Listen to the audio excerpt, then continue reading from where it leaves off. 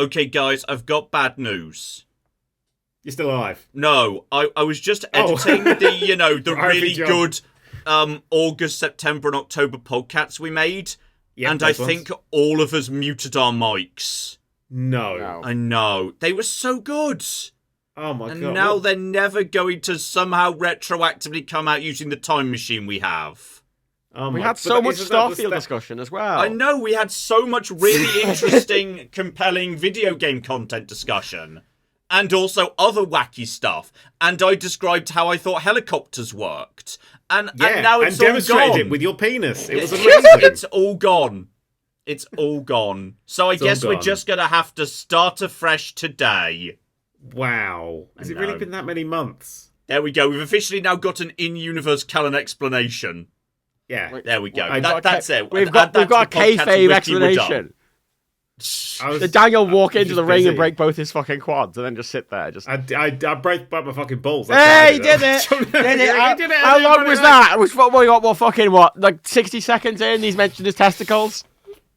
I have to do it every podcast now, it's the law. Okay. Look, I want to get back to what we were discussing just before we began.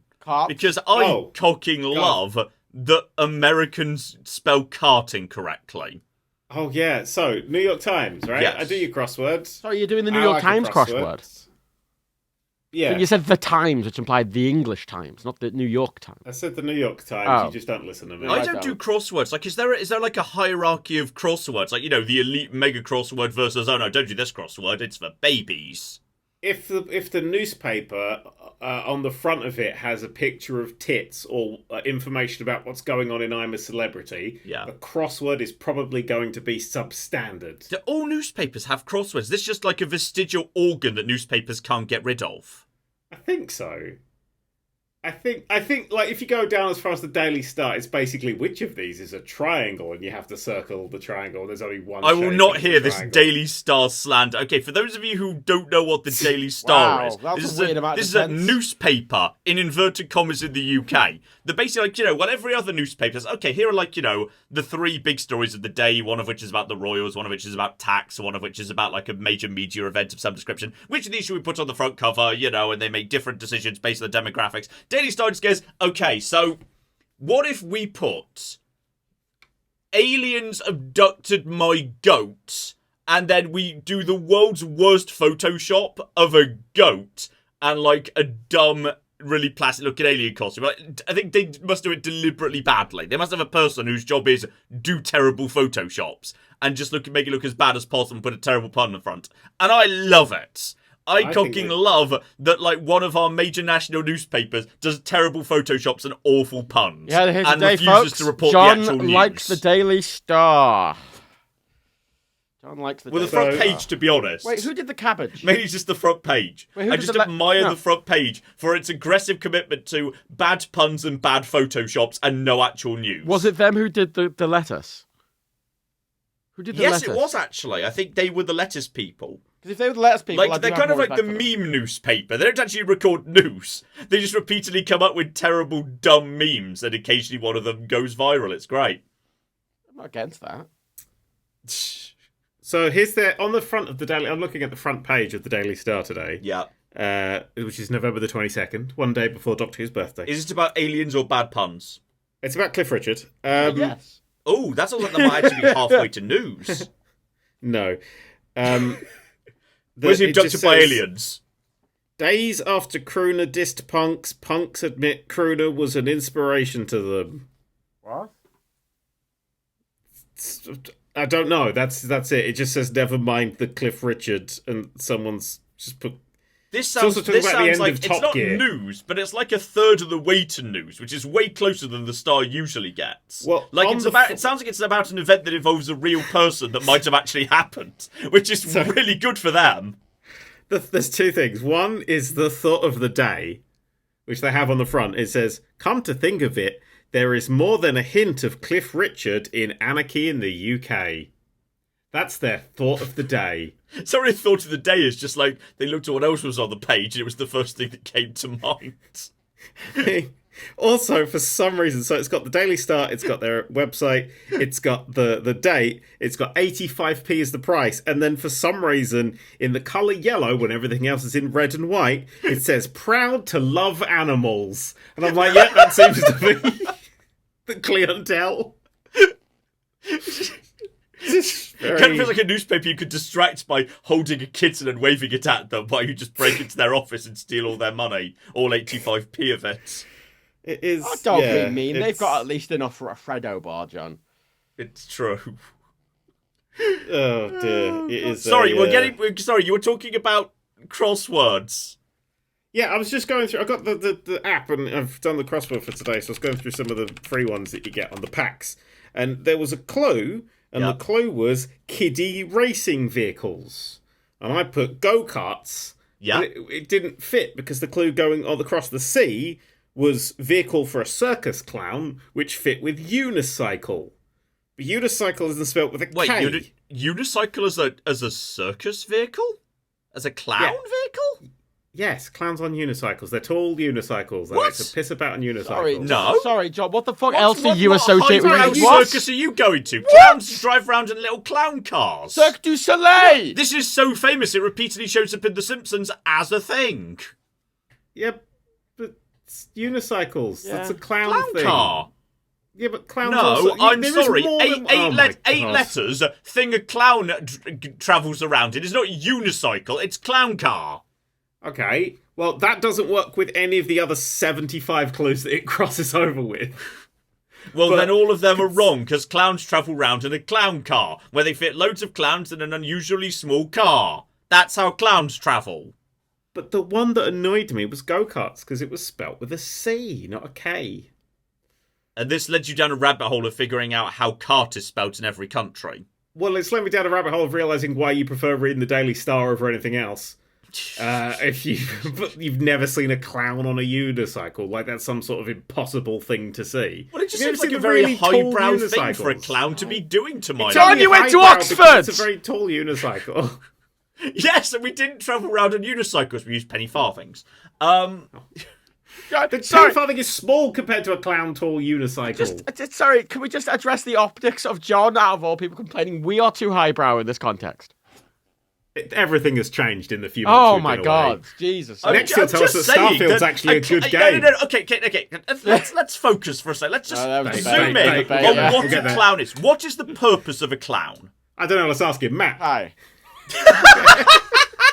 John, I have red hair now. I don't know if you know that. Well done. That was quick. Well done. Thank you. Matt also has red hair. It's a double joke. Joke. He's dyed his hair red. He looks like a live-action Netflix anime character.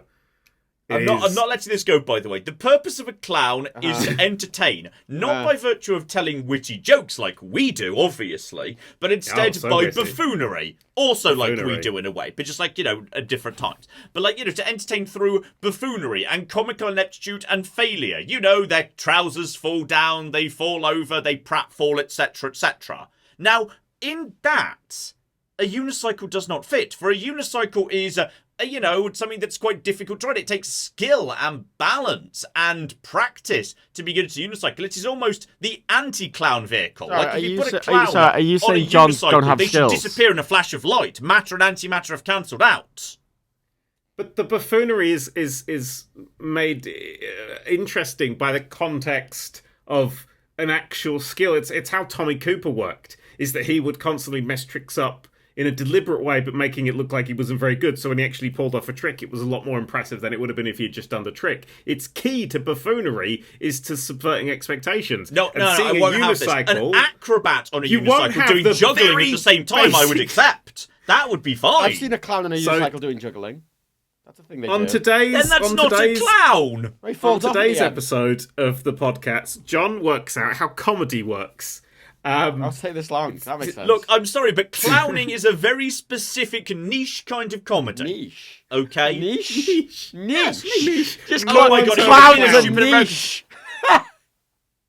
What are you going to go with the stupid American pronunciation for this? It's not pronunciation we're taking the piss out of. It's the use of the word niche. Yes. That it's a very specific type of doing a thing and not the most broad everything Sorry, included. are you saying clowns are the most prevalent form of comedy in your universe? Something isn't the most prevalent form of comedy on niche. YouTube, and there's 6 clowns in your recommendeds. Yes. I think the clown, the actual buffoonery of a clown, is, as much as there are the absolute classics who'll be doing the clownery of old, clowns, like any sort of physical comedy, is based in the era of clowns. I mean, look at someone like Boy with Tape on His Face, which is a wonderful silent act. Actually, when it comes to the French mind, which is clownery, of just, oh, there's not a thing here, you know. But all these new kind of acts come forward, and we're still entertained consistently and constantly by the act of clown. I mean, just look at Boris Johnson. We elected clowns PM. But no, clowns are built into our thing. Think how many slapstick things we've watched as kids and as adults. Like, it's good slapstick is so hard to do right. Good physical comedy is amazing. Like, Buster Keaton is incredible to this day. Buster Keaton is absolutely. If you are a young person who's no idea what Buster Keaton is and has never seen Buster Keaton, go look up some cocky Buster Keaton on YouTube right now. Don't pay attention to us. We're trash. Sorry, is that a busted? Is that a busted? Master at Work. Is that a busted Keating? No, that was a bad joke. Oh god, boo! I was trying to make it. This is why you don't listen to us. Go watch Buster Keaton instead. Yeah, Way better. Yeah. Incredible silent physical comedy in a time where obviously you look at it and you think this must have been done with some trickery, and very often it's just him just like doing these ridiculously dangerous things that look very funny from a particular angle. 2 things. 1, there's a great box set you can get of basically all of Buster Keaton's films. It's very cheap. A wonderful thing. 2, there was actually a 1970s documentary about the golden age of comedy, which was called 4 Clowns, and it is about Buster Keaton, as well as Lauren Hardy and someone I can't remember.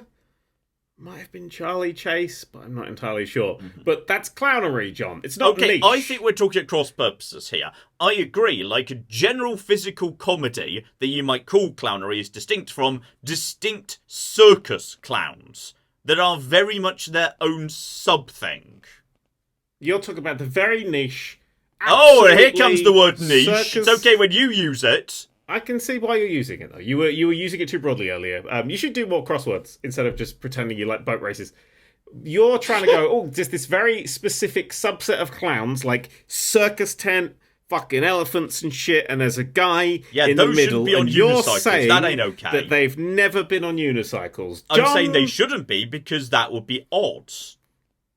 So I would accept a compromise. They can be on unicycles if, in doing so, they are acting like it's their first time on a unicycle and they're very wobbly and they attempt to juggle custard pies and end up splashing themselves in the face with aforementioned pies. Yes, that would be acceptable. Yes, that's how it works, John. That's comedy of Jesus fucking Christ. Shall I start from the beginning? In the beginning, there was nothing, and then someone flicked a switch and the universe happened.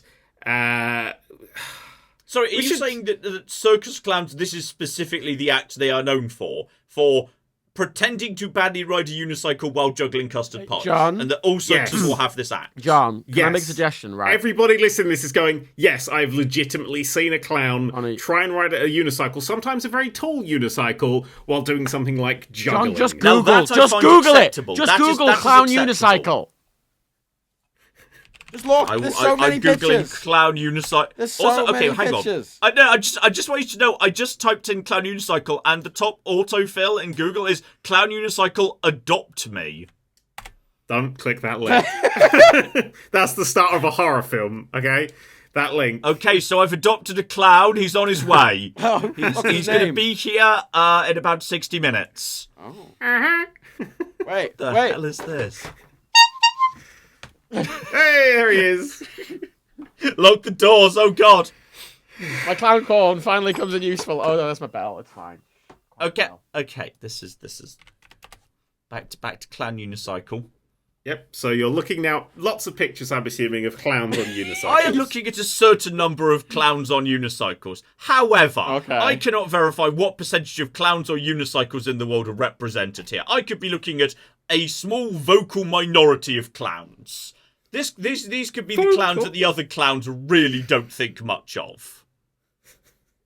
That's why we just had a very, very low... Okay, I'm going to be honest. I'm rethinking my childhood right now. because the clowns we had in the Midlands where I grew up, they didn't have unicycles. And I'm wondering whether we just had bad clowns. Whether we just had really shit Back clowns. in Thatcher's Britain, the clowns didn't have unicycles. You joke, I grew up in the middle of the devastated former coal I mining know wasteland, you did! I I'm grew up in the aware. middle of the fucking devastated coal mining wasteland. Our clowns couldn't afford unicycles. Because of Thatcher! Thatcher the milk snatcher and the unicycle snatcher, apparently now. Unicycles, way more importantly. Like, I didn't have milk and, I had a lot of problems with my bones growing up. But, like, way more importantly, my clowns didn't have unicycles. And I didn't know I was missing out till today. Yeah, they're all down in Essex. That's what they were doing. They were all down in Essex. Did you guys ever have, when you were young, clowns at your birthday party and they had unicycles? No. I had a clown. I never had a clown. I've never been to a circus, to be perfectly honest. I've just seen Hang clowns on, where is out this and incredibly confident this is what clowns do Because coming it's in the from? zeitgeist, John. Because I've just seen it. If you've ever walked around London, you will see a clown on a unicycle at some point. That's I just have walked inevitable. around London for so many years, and I do not routinely see clowns. What bit of London are you in? I will say that's weirdly specific, Daniel.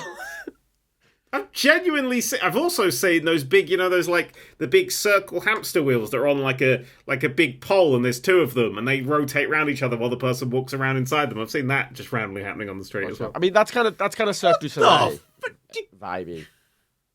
Yeah, good clownery. Most of the time, mostly just along the river. I just walk along the river. Get bored, walk along the river. I used to walk along the river so regularly because we met up by me and some friends for many years met up in what is it? The London. I can't remember the name of it. One of the theatres has a really nice public area where we would meet up and have tea. And I've never seen a clown on a unicycle or a double hamster wheel whatever. Sounds like you're missing out, John. They're missing, I don't know what this double hamster wheel thing you're describing is, but it sounds like the start of like a Crash Bandicoot level where you have to run away into the camera away from a giant double hamster wheel that's trying to destroy you on the south bank of London. No, John, it's two big hamster wheels and it's a big stick in between them, and then they kind of rotate twice around. The middle's rotating and they're rotating in the hamster wheels. What is this thing? I've no idea what you're talking about. I'm pretty sure I saw it outside the National Theatre I don't think well. John's ever seen a clown. Hamster wheel doom machine. Oh my god. Yeah, I just think John's never seen a clown is the problem here. I think John's never so seen a good one. Our clowns were struggling. Our clowns were not doing well. Oh, John, you poor cultural backwater of the Midlands. Sorry, we were talking about the spelling of cart, I think. Yeah, and then you got annoyed at the concept of unicycles. Yeah, there you go. Found a picture Not of it. unicycles themselves. Like I'm fine with unicycles either being ridden well by acrobats or faux poorly by clowns. That is acceptable to me. That I'll buy. Okay. What are we I've arguing done about? a search. There's the wheelie thing. What's it called? Wait, put a link in the chat. Put a link in SoupSap. I just put a link In the chat that only I can see. Screw picture. you, listeners. I searched for circle wheel. You searched for circle wheel. Circus wheel. Oh, circus wheel. Is that what it's I did called? say circle wheel. I don't know, but circus wheel found the circus wheel that I've seen. I saw the 2 people one, but that's a 3 people fidget spinner. So you're saying you just walk around and you randomly see unicycles on one of them? Admittedly, Daniel Yes, probably you does a lot don't of weird live stuff. in a circus. Are you in fact possibly a freak that a circus is keeping in a cage so people can gawk at you for That's sixpence? basically my job. Well, I may or may not be some form of circus freak. Because I feel like you do live in a just circus see if you're seeing things. this many whatever the cock that thing is on a regular basis when I've never seen this thing before. I just see things, John, and I go, what's that? I will over say it there? is strange And I that go, you've seen that on a regular look. basis, but it doesn't surprise me equally. Yeah, you see stuff. You go out in the world and you see things. You go, hey, famously there's a thing. don't go out in the world. That's the joke. I think it's but possible I'm you killing are in the fact like kayfabe. a clown in disguise as not a clown. I'm definitely not in disguise. Right, let's put that. Have you seen my fucking hair? Actually, have you seen Matt's hair? I'm no longer the clown. I'm not the class clown I'm really anymore. enjoying the red hair because I get to introduce myself as Ronald McDonald having a really bad day. Yeah, that's hilarious. So No, thank you, so I keep using it. it's always good to start with your best joke. So anyway, fuck all that shit. I don't know why we're talking about fucking clowns. I want to talk about Starfield. Okay. What, video games?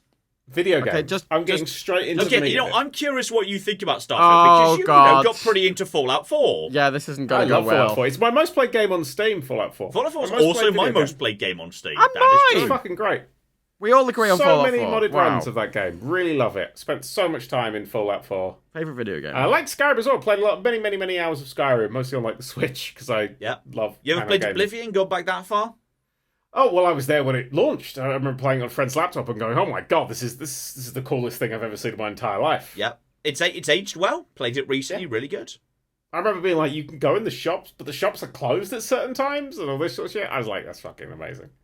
I just couldn't. I didn't have the go to the inn, hire a room, wait until morning so you could travel by light, etc.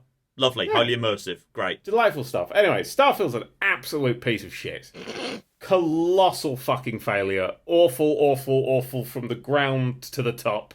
It's the worst fucking game I've played this year. Spoilers for the awards. It's just. Oh, come. Okay, you either haven't played the Gollum game or you're exaggerating. I haven't played the Gollum game. You should play the Gollum game. It's actually kind of funny in its own ridiculous way. You only want me to way. play that, so I don't give it a lovely stuff and a lovely worst game I've played this year. It's actually kind of funny, the Gollum game. I have a slight affection towards the Gollum game. Of course you do. You like Starfield. Do you like Starfield? What's your thoughts on Starfield before I rip it apart? It's nice for you to build it up, so I've got a target. I think Starfield is a game that is... Right, well done. Yeah, that's about it, isn't it? Shut I up. disagree with some of that. But... I think Starfield is a game that definitely feels a little bit out of time, to do a Fallout 4 pun. It does feel like it's a game that's been slightly, if you will, cryogenically frozen and thought out in a future which it's not quite ready for. Even more detailed Fallout 4 puns. It's almost like your partner who's in the booth opposite you who gets shot in the face, and when they do wake up in the time, they're already dead. Yeah. That's probably too far into the analogy that I'd have gone. But yes, okay, there are here's the thing. I think Starfield is the most uneven game that I've ever played from Bethesda. I think it is really uneven. I think there are moments I absolutely love. And I think there's overall just enough, Bethesda game flow that keeps me happy because I'm just a sucker for that stuff. And that's fine. I'm not saying that, that converts to an objective number out of 100 or anything. I'm just saying I personally am a sucker for precisely this shit. You could put me in front of this and I'll eat that slop all day, every day. Happily. I'm a sucker for it anyway. You tell me, put a Bethesda game in a sci-fi setting, I'm happy to go. But that does not mean I'm wearing blinkers to the fact that it does feel very uneven, old in many ways. It straight up makes me laugh and feel a bit frustrated when, you get a new of the new magic powers and it's just a spell or a shout from the Elder Scrolls. You get a new legendary gun, and it's an effect from Fallout 4 or 76 95% of the time. They've renamed very subtly.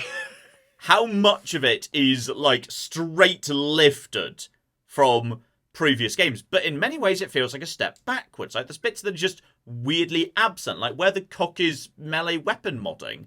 Melee weapons don't have mods. They did in Fallout 4. That's cocking weird.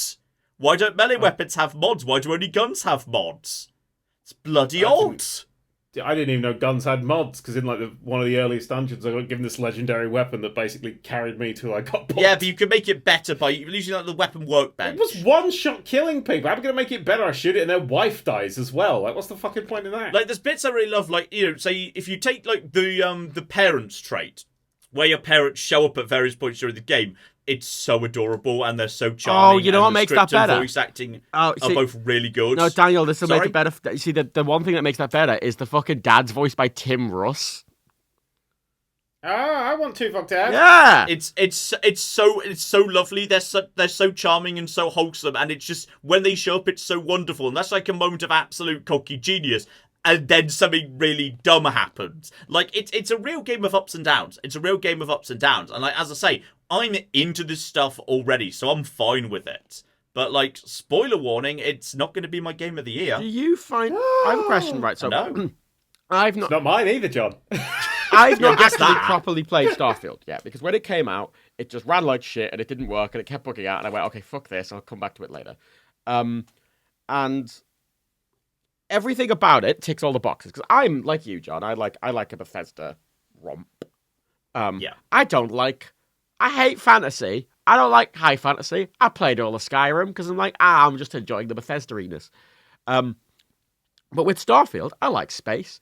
Every time I look at it, I don't care, because it just seems fucking empty, and then you have this one really dense little thing, occasionally, or you go to a planet which is supposedly empty, but there's like 5 guys there and like 5 ruins for some reason, no matter where you go. There's like a guy there. Yeah. There's always a guy. I think you put your finger on something really important there, which is the thing that I think in some ways carries Fallout 4 to some extent is the thing that carries many a Bethesda game, which is there are very few developers in this world that can come up with as good a world play space as Bethesda.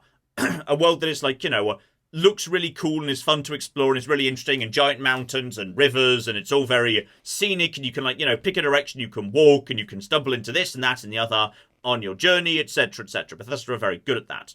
But the moment you, create this ridiculously huge 100 planets of that have like thousands of square meats on them and whatever, you kind of lose that, because all of a sudden that dense world of Fallout and the Elder Scrolls isn't there anymore. Because the moment you leave any primary city space and just pick a direction and start walking, you're not going to run into that dense, interesting, special dungeons and characters and quests and anything, because they're not going to be there. You're never going to find them by accident, because the world space is too big. You're only ever going to find the special, unique, cool stuff if you actually go down to a named point of interest, or you get told to go there. At which point, means you're basically fast traveling from a city to that point of interest, and the interstitial journey is mostly non-existent. So you've kind of taken out the journey, which is one of the big things that's good about Bethesda games, going on that huge epic journey through the wilderness to get to the next big location. Like you're walking through, I think that's Skyrim the best or thing. Oblivion or whatnot. I think that's the best thing. That's one of the reasons I like Fallout 4 so much, is because survival mode makes that such a big core part of it. That going on for the that journeys, journey. making a route, going in a bigger loop to slowly bring yourself back to base after doing the wider and wider circles of looting. It's brilliant. I know, Daniel, you don't really care about the survival mode, fast traveling thing. But fuck you! I played Fallout 4 and survival mode. I fucking loved it. I can't play without. I can't play without. Siding with it the feels so brotherhood just so I got arcadey fast travel. You modded out saving, not I modded out the inability to not save, because I was playing on a Steam Deck and sometimes it would just crash when you boot it back up. So I had to have. You know what? That's fair. That if it's being unstable for you, that's fair. Yeah, that's what I did. I had that, but literally that is such a fun part of it, and you just can't have that in Starfield. No matter how you cut it, you just can't. Starfield's biggest problem is there's no journey and there's no exploration. You choose where you want to go on the map, and wherever you choose, there will be something there. And after a while, it will be something you've already found before on a different planet. That's another question. It does strike me as odd that they went for so many planets, but so few common types of interactable point of interest on the planets. Like, how many cooking science outposts and industrial outposts are there? Generic science or industrial outposts? There are so many. And I don't know. I would have thought your absolute bare minimum would be, if we're gonna have 100 planets, then there better be at least 100 unique POIs. Every planet should have something on it, even if it's not huge, just a little something. And I'm not asking for the world here, because if you look at say the number of unique marked or unmarked locations that have something unique going on in say Fallout 4, that must be about 100.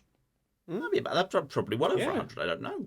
But if we would just say, okay, take that number of locations and just put one on each planet, so no matter what planet you go to, there's at least a little something of interest there. Okay, that would be a big improvement. I'm not really asking for more content than was in the base, wasteland of the base wasteland of the Commonwealth. If you've got these big, massive planets to explore, right? Yeah. There are so many interesting ways to do exploration. Yeah. That would aid you. So instead of, say, you just land and they will generate random things around you, so you could just always do the shooting bit, which is the worst bit of these games, or is better in this game, it's still not the big. No one's playing a Bethesda game because they want to shoot loads of stuff.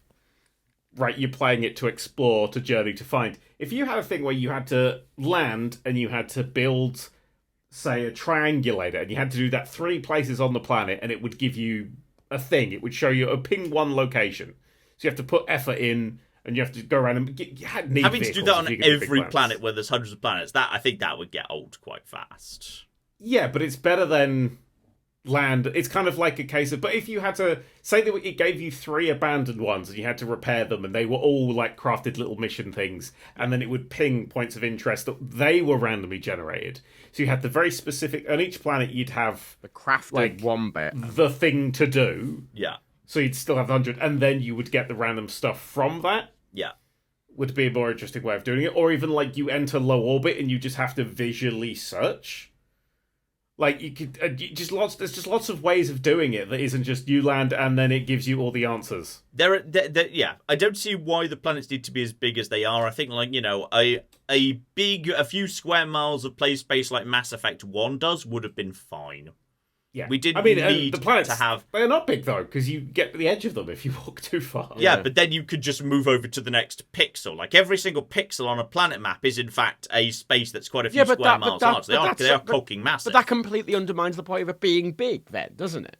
Yeah. There's no point to them being as big as they are. There's no benefit to it aside from being able to say in the marketing they're as big as they are. I think. Well, every single space. That's the thing though. It's like we've seen. Bethesda have done the was it Daggerfall was the one that was like, here's the map, it's the size of the UK, fuck it, it's all there, you could walk away all the way around it. And just games they used to do really massive ones, and now with the new engine they're like, well, we can generate about 25 square meters of dirt with 85 identical things on it. I mean, in many ways, it's kind of like a return to form because it's back to the Daggerfall principle. Let's cooking just have an entire continent. It's mostly flat and there's not much interesting going on there, but like it's an entire continent. Yeah, back to the Daggerfall principle. It is. But the thing is, instead of doing that, they're like, okay, we're going to randomly generate this entire country, but also you can't really like go on any of it. And you have to kind of go around. And also, as much as we said, the orbits are real. Every now and then, the planet you want is, for some reason, embedded in the sun. What? Just every now and then, there would be... The sun would not be in the middle of the solar system. Right. It was a bug I was experiencing. Yeah, these things, though, all of these things seem to be a problem with every sort of open world space game. Because every time I try them, you have No Man's Sky, you've got Elite Dangerous, you've got that one that isn't out yet, that's been like in development for 20 years and has been the most expensive game ever made. Star Citizen. Yes, Star Citizen. Yeah. All of them have, and Starfield, all have the same problem. Shout out Rodina for being one I really enjoy. All of them have the same problem. They're all just inherently coming up with a planets. realistic scale space game is a bad idea. Yes, because space is really big and empty. Well, it is, but the beauty of something like Star Trek, right, which is that everything's so different all the time, and you're coming across so many different things, and you can't do that randomly, or at least not without really, really complicated AI. Yeah, but like that's not for a Star Trek game. You'd want like a Stellaris type game. I mean, that literally came out. He literally just made one of those. Yeah, it was buggy as fuck. Apparently, and I haven't played it yet. In fact, if I'm right, it's on sale right now, so I might pick it up. But yeah, that's just because it was this year. A lot of games came out unfinished this year because of reasons.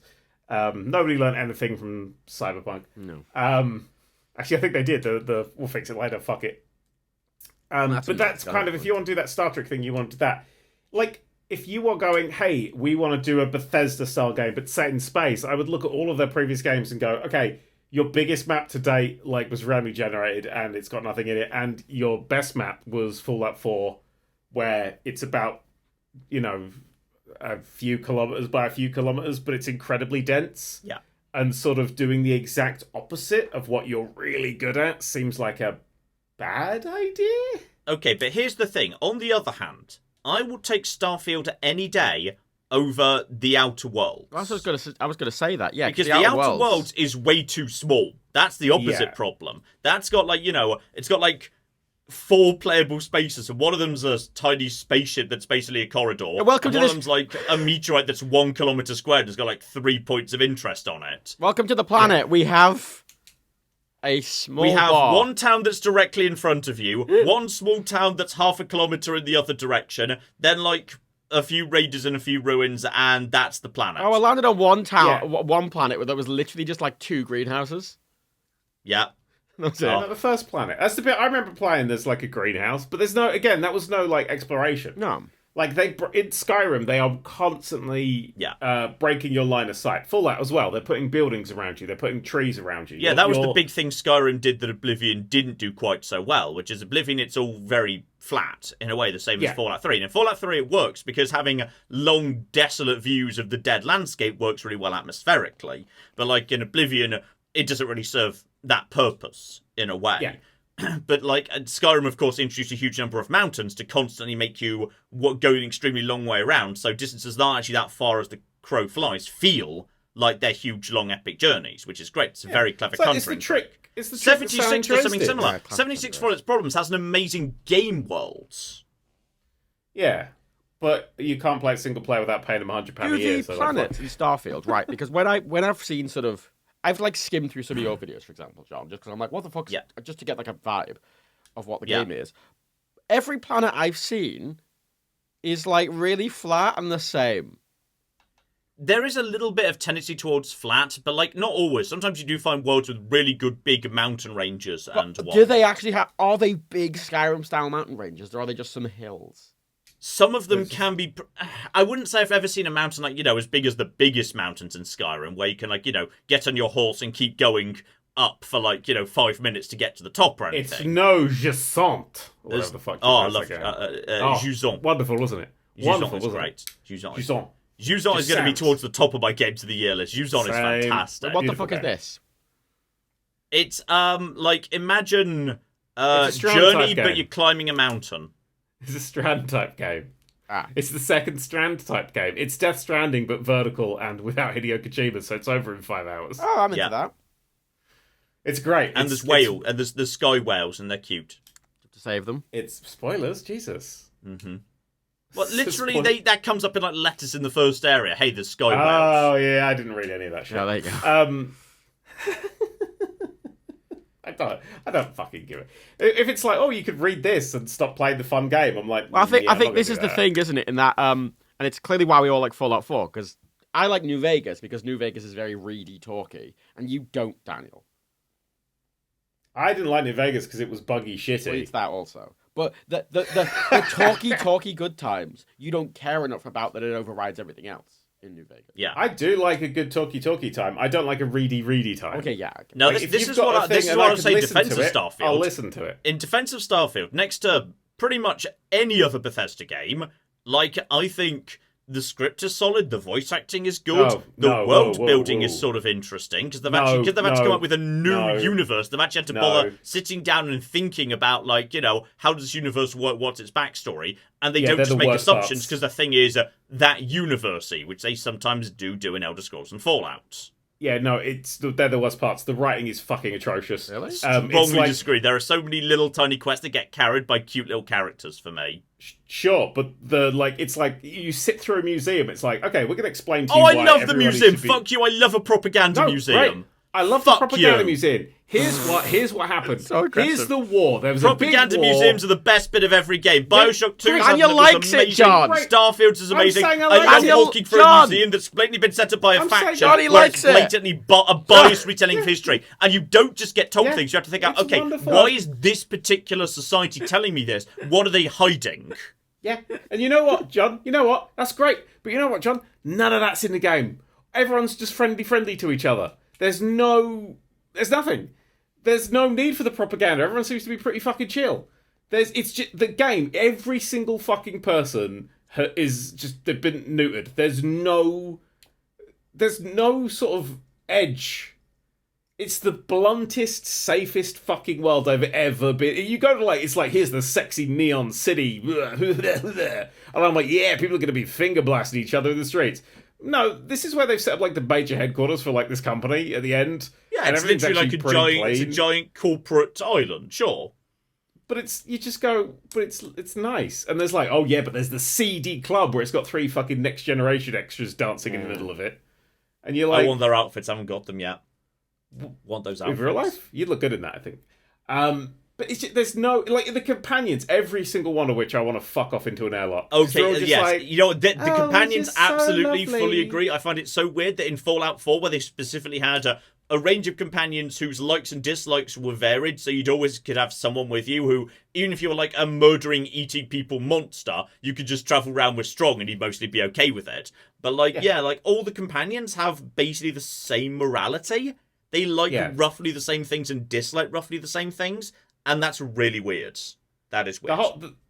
It's fucking nightmarish. What's Starfield Because you basically, you get strong-armed into joining a cult, right? And no one calls it out, and the game's fine with it. Because you start and you go through the fucking... The small world mining camp. And it's just everyone singing their songs and saying their lines, and if you stood there for hours, they'd stay there.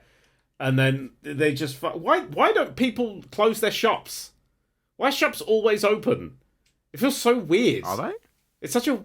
Yeah, they never close. It's just a choice that they made, rather than like having the player having to wait until morning. The shop's just open 24 hours a day, so you can always buy and sell. But it just removes that's immersion. I really enjoyed the one in Diamond City, where the robot takes over during the night. Robot's the only one that sells at night because he's a robot. Yeah, that's a cute compromise. True. That's a cute little compromise. It's great, and it added to that world. It made the world feel lived in and stuff. But this is just a guy standing behind the thing, going, "Please don't steal from my chest," which is grabbable if you crouch too close to the edge of my store. Yeah, you know what? There are like little kind of, vending machines you can sell to, like the Trade Authority kiosk. It would be a fair compromise to say, you know what? At night, just next to the door of shops that are closed, there is a kiosk that functions as if it were the shop. Yeah, that would work as a compromise, sure. There. Yeah, do those sort of things. But just don't... The shops are just open. Yep, they are. It's just, it's fucking... It's a pretty minor issue, yeah, but it's huge. It demonstrates because an the world is problem. not lived in. Yeah. No one's actually doing anything. Everything feels like you're on a ride. Well, this is... It's just everyone's just sort of sitting there going, I'm going to sit here and drink my coffee, and they just sit there forever. Well, one of the things about You could say that's about anything, though. Like, if you wanted to, you could point at New Vegas and say, look, the soldiers just patrol up and down, but they're never doing anything. They're just walking up and down. The soldiers have a routine. But I can't say that about Fallout 4, where... You most certainly can. Vast numbers of people are just standing around doing nothing in Fallout 4 to set dress. They're just... It's a video game. It's a cloud of ones and zeros. Everything is ultimately set dressing. Yeah, but like if you sit around outside Diamond City will be attacked and the guys will defend it up outside randomly. Diamond City, yes. And one of the things I've always loved about Fallout 4 is it's actually got a really dynamic overworld where stuff will occur a large amount of the time. And where if you hear gunfire, unlike, say, Fallout 3 in New Vegas, where distant gunfire is very often just part of the ambient soundtrack to create an illusion of bad stuff happening nearby. In Fallout 4, if you hear distant gunfire, it's actually happening and you could go and track it down if you want to or avoid it, and that's super cool.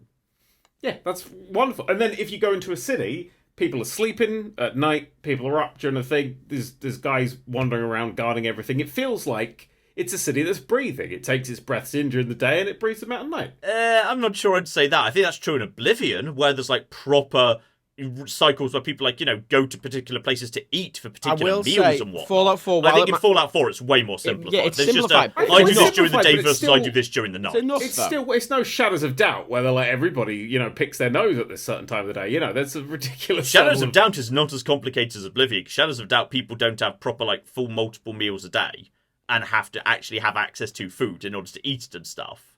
Oblivion is horrendously, amazingly, ridiculously stupid, which is why it bugs the hell out half the time. Because it's trying to come up with needlessly complicated routines for every character. That's just delightful, though, isn't it? But and half the time they just fall apart and break. It's marvelous. I love Watch Dogs Legion. Yeah, but in Starfield, our biggest game ever, none of it.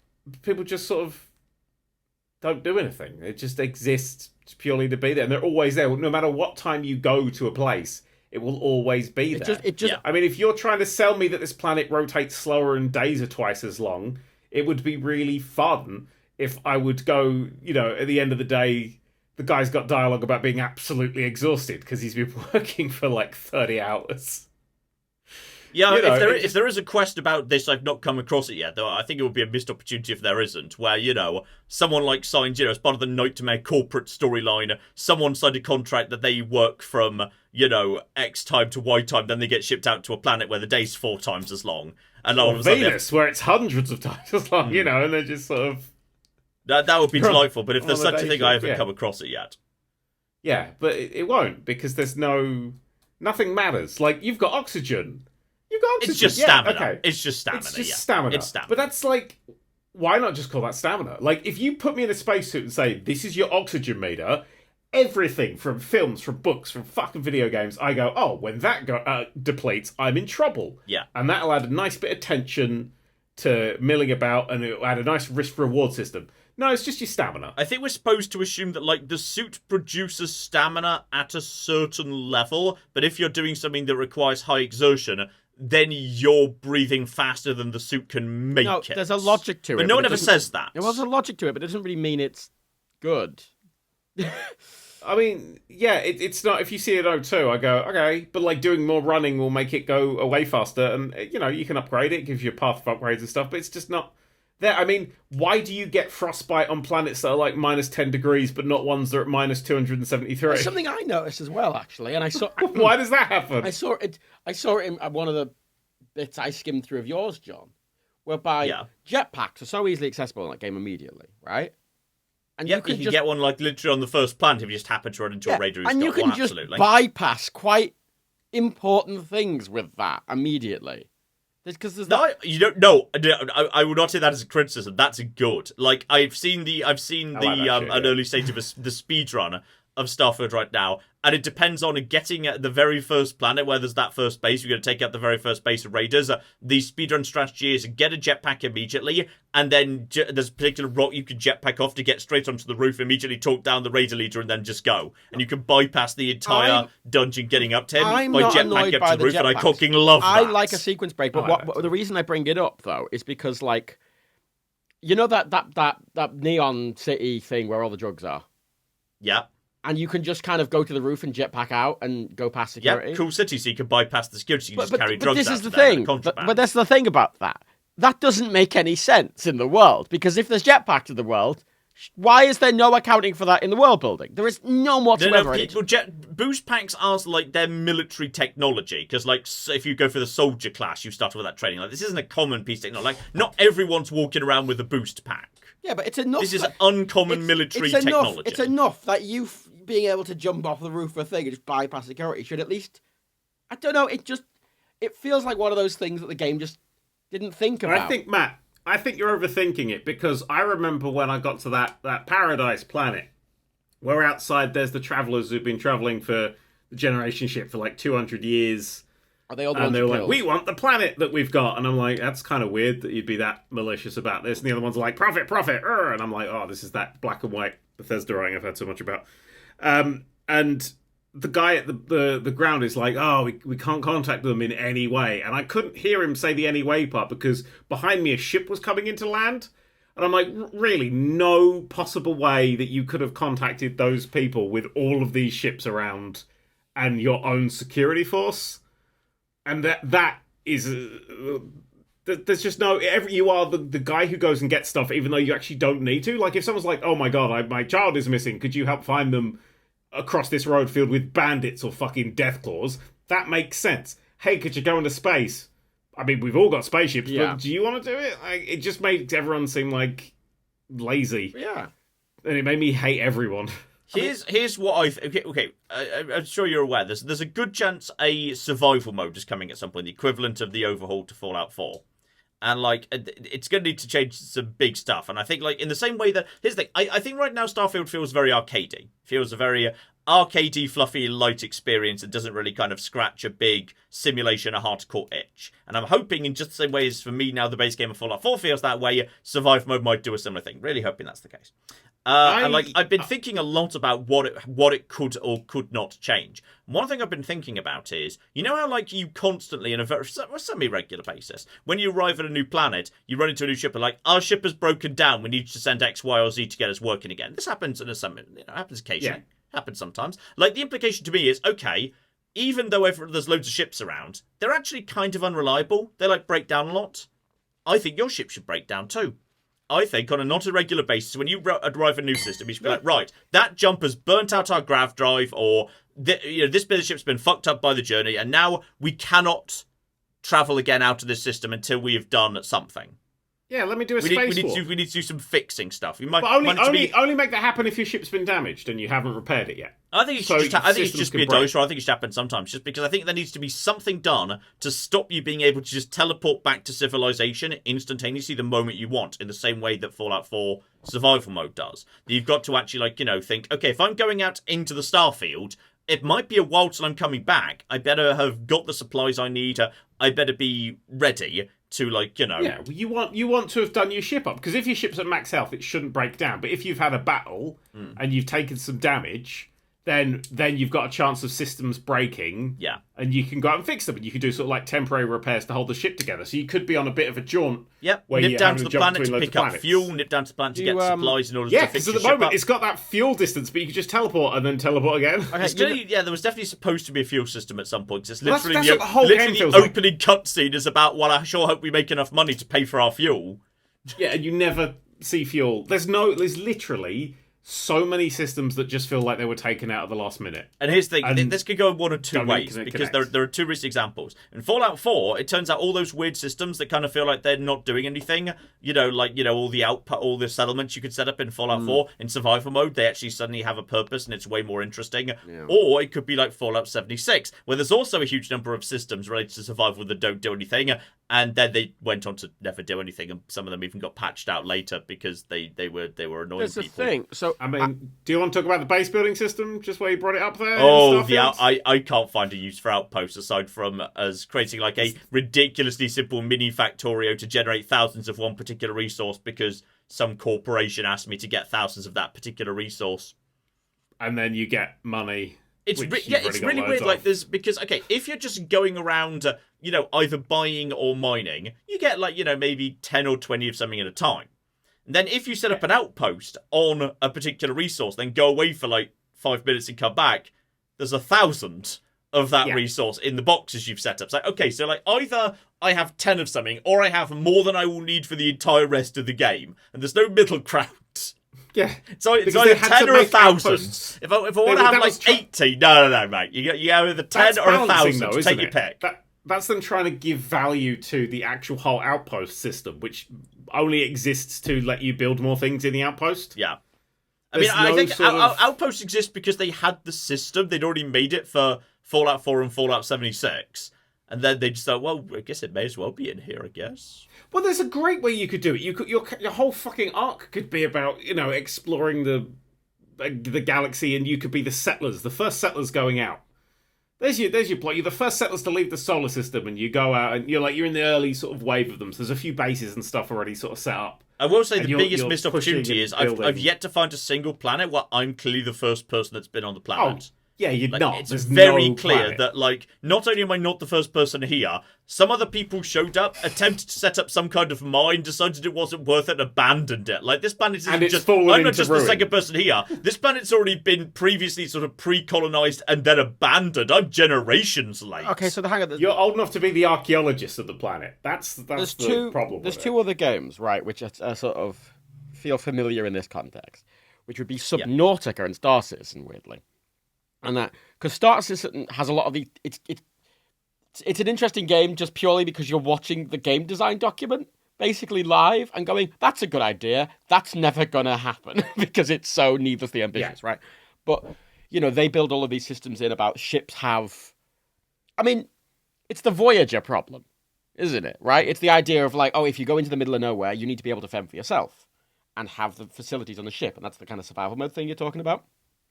The idea of being able to go somewhere, oh, fuck, I'm kind of trapped here. And then, using the base building and stuff to actually kind of get yourself out of it a bit. Here's what I think. I think the outposts and the ships need to be merged.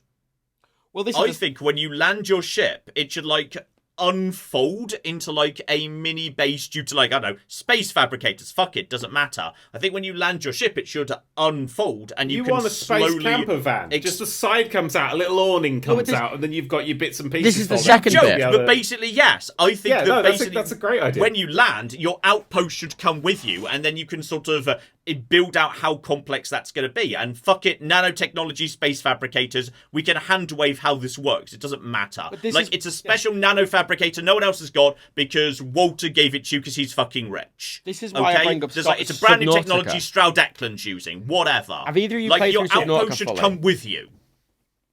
Have either of you played through Subnautica fully? Yeah. Yes, I love Subnautica. Okay, I love Subnautica as well. And one of the problems with Subnautica is it has the base building thing, right? But once you get the big fucking Cyclops, it basically makes it irrelevant, right? You've got a moving base. Yeah, but I like having, being able to set up my little aquariums and, whatever an aquarium for plants is. I like it too, but one of the problems... Terrarium? Terrarium? Terrarium? What do you say terrarium for? Is that plants, but aquarium? Terrarium. Sure, why not? It's that the bases, when you have the Cyclops, become semi-useless. I disagree, because the Cyclops is very tight. You can't fit that much in it. No, but I think the Cyclops is a good balance of being... It lets you go a lot further, and it gives you the abilities for that, but I do long for home after the third big monster bit my face. So one of the things I did in that game is I remember building a base kind of far down into the caves, going, I might need this, and then I ended up not needing it at all. Which is fine. Yeah. It's just more that the whole problem with... I don't like that idea where you land and your base just comes from the ship. Because it kind of... I don't like the ship being able to do everything.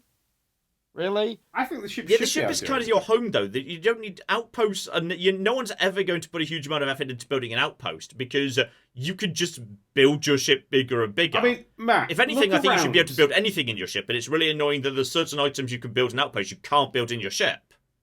Yeah, but Matt, if you look around your room, how many ships do you see? Like, Star Trek or otherwise? Because science fiction is they make the ship the home. You literally can't count. Neither can I. You make the ship the home. Whatever the ship is, the ship becomes the home. Like, from fucking Red Dwarf all the way to Star Trek, fucking Firefly. It's always the ship. That, but and you want to live on the ship. And the ship designer is great, but you don't need the ship. Though it does have problems such as, for example, you can't have, a bedroom that is for a particular companion. You simply, your companion... You can give yourself quarters... Where the cock are the rest of my crew sleeping precisely? I mean, it's got other problems, like there's bounty missions that say, dead or alive, and you've got a brig, and you can't use the brig to bring them alive. The brig appears to just be purely decorative, yes. I agree with all of this, right? To be clear. It's more that, when we're talking about Star Trek, or even Red Dwarf or something like that, all of these are big ships, right? All of these are big places that are kind of set up by a big company or whatever, right? Just want to point out for the nerds in the audience that Red Dwarf, of course, for 2 seasons was basically set on Starbug, their shuttle, and it was great. That's true. There was Starbug. But one of the things that, again, Star Citizen has in its game design document, which I think is a... Firefly's not that big. Serenity's not that big. No. That's true. It's basically it's got a large cargo hold, but then you kind of get into a very narrow spine going up to the bridge and little rooms down the ladders off the main thing, and you get the feeling none of those rooms are that big. And there's no bathroom. People just go to the bathroom inside their own rooms. Fry out the window. In Star Citizen, shuttles. I guess I think it's supposed to assume it's recycled. It's cleaned and recycled and put back into drinking water. Well, I think it's a progression thing, because in Star Citizen the idea is the first ships you get are so limited, right? In that you can't really build them out. They are tiny. And you kind of have to rely on settlements, and you have to rely on bases. And as you build, you get a bigger and bigger ship. It's more and more self-reliant. And that feels like a progression in Starfield, because early on, it feels like those things should matter more, and as you get further in the game, your ship does become more and more and more, and it should be able to do everything, just not immediately. There are limits, though, to what you could do, which is have you played much in, say the faction missions? So I played it in a complete series, but I gave up when I get the first spacey power that made everything float a bit. Okay. Because I was bored out of my fucking mind. But I then played it a second time off stream because I thought maybe it's just not a stream kind of game. Did you do the Freestyle Rangers missions? I did a few of the Freestyle Rangers. Did you get to the ship with the giant, beautiful art gallery in it? I can't fucking remember. There's a giant ship you run into at one point where someone's basically converted this giant cargo hold into this museum art gallery, and it's stunning, but you, one, can't steal his ship, and two, most of the stuff that's in there you can't build on your own ship. And it really bugs me that the ships have to stay very functional, and there's all sorts of stuff you can build in nice furniture and stuff that you can build and put them wherever you want in an outpost, but you're not allowed to build them in the ship. And it really bugs me that you can't just use the build stuff wherever you want function in the ship. The ship just has to be whatever the habitations have, and then whatever you can dump. Isn't that like, what's the home plate in Fallout 4? You can't build loads of stuff in home plate. Yeah. Yeah, but I like not dissimilar to that, sure. Okay. Because you get to see the robot when you and wake I just up in the think it's really weird. I don't know if that was intentionally something that was added in order to incentivize people to have outposts, because outposts can be cozier, but like, I think the vast majority of people are treating their ship as their home in this game, and therefore you should be able to, set it up real nice if you wanted to. Button as my home. Fast travel was but this is... Hey, you know what? Yeah, fast travel needs something doing to it to mean... Oh my god, it's got the simplest fucking fix. You've just got to be able to not teleport back to cities. Somehow or another, that's got to be stopped. No, you know what it is? John, it's so simple, right? What you do is when you're designing the game, you go, oh, we're going to have to fast travel a lot. Okay, so we're going to write in that people can actually teleport, and you can transport to and from your ship and then to like a city if you want to, if you've already visited that city. But, you just teleport the ship, then you have to go do the flying, and then you teleport back. Like, you can teleport, short range teleporters. You can upgrade the teleporter as you go on. Long range, you actually make it into a progression-based thing. Just add teleporters if you're going to be teleporting us everywhere. It's so fucking weird. It's so weird that this game is so... You're like, I'm going to go to the fucking... I'm on a city. I want to go to another city. In every other game, you'd have to leave the city, get in your ship, go to the bridge, fly away, go to the other planet, land, get out, go to the city. In this one, if you've been to the other city, you literally just go there in the blink of a fucking eye. Yeah. And I've said before, I've had discussions about this on Twitter, and people have said you need to have systems where you need to actually do those transitions so things feel sufficiently large. People said to me, but that'll be really boring. It would get boring really quick. It's like, only if you do things in the exact same order you do now. Like, if you might have to start thinking about the game in a different way, just like you do with Fallout 4 survival mode, where you think, okay, I'm not going to be able to just go back to Diamond City constantly. I need to actually, think of the route I'm going to take, and at some point think, okay, now I'm going to go by Diamond City and visit the doctor, and visit the shop, and visit this other guy, and turn in this quest, and get this other quest. I'm going to, do 5 things, because I've got 5 things to do in that city, and only go there once you're ready to go there. There needs to be something that adds that to it, where going somewhere has weight, and is significant, and you go there for a reason. And you don't just, nip around, because right now there is too much just nipping around everywhere. It does sound like a survival mode would fix a lot of the kind of... I just don't know precisely how you're going to make it work, because you can't just apply the same solution. It's not the same thing. No, but it does have an... Survival mode doesn't just fix everything. Like, remember, Skyrim got a survival mode, and it wasn't very good. But a lot of this stuff is just kind of a core problem with the concept, really. There's stuff that I feel like it feels like it's been set up ready for a survival mode. Like, there's so much cooking food everywhere.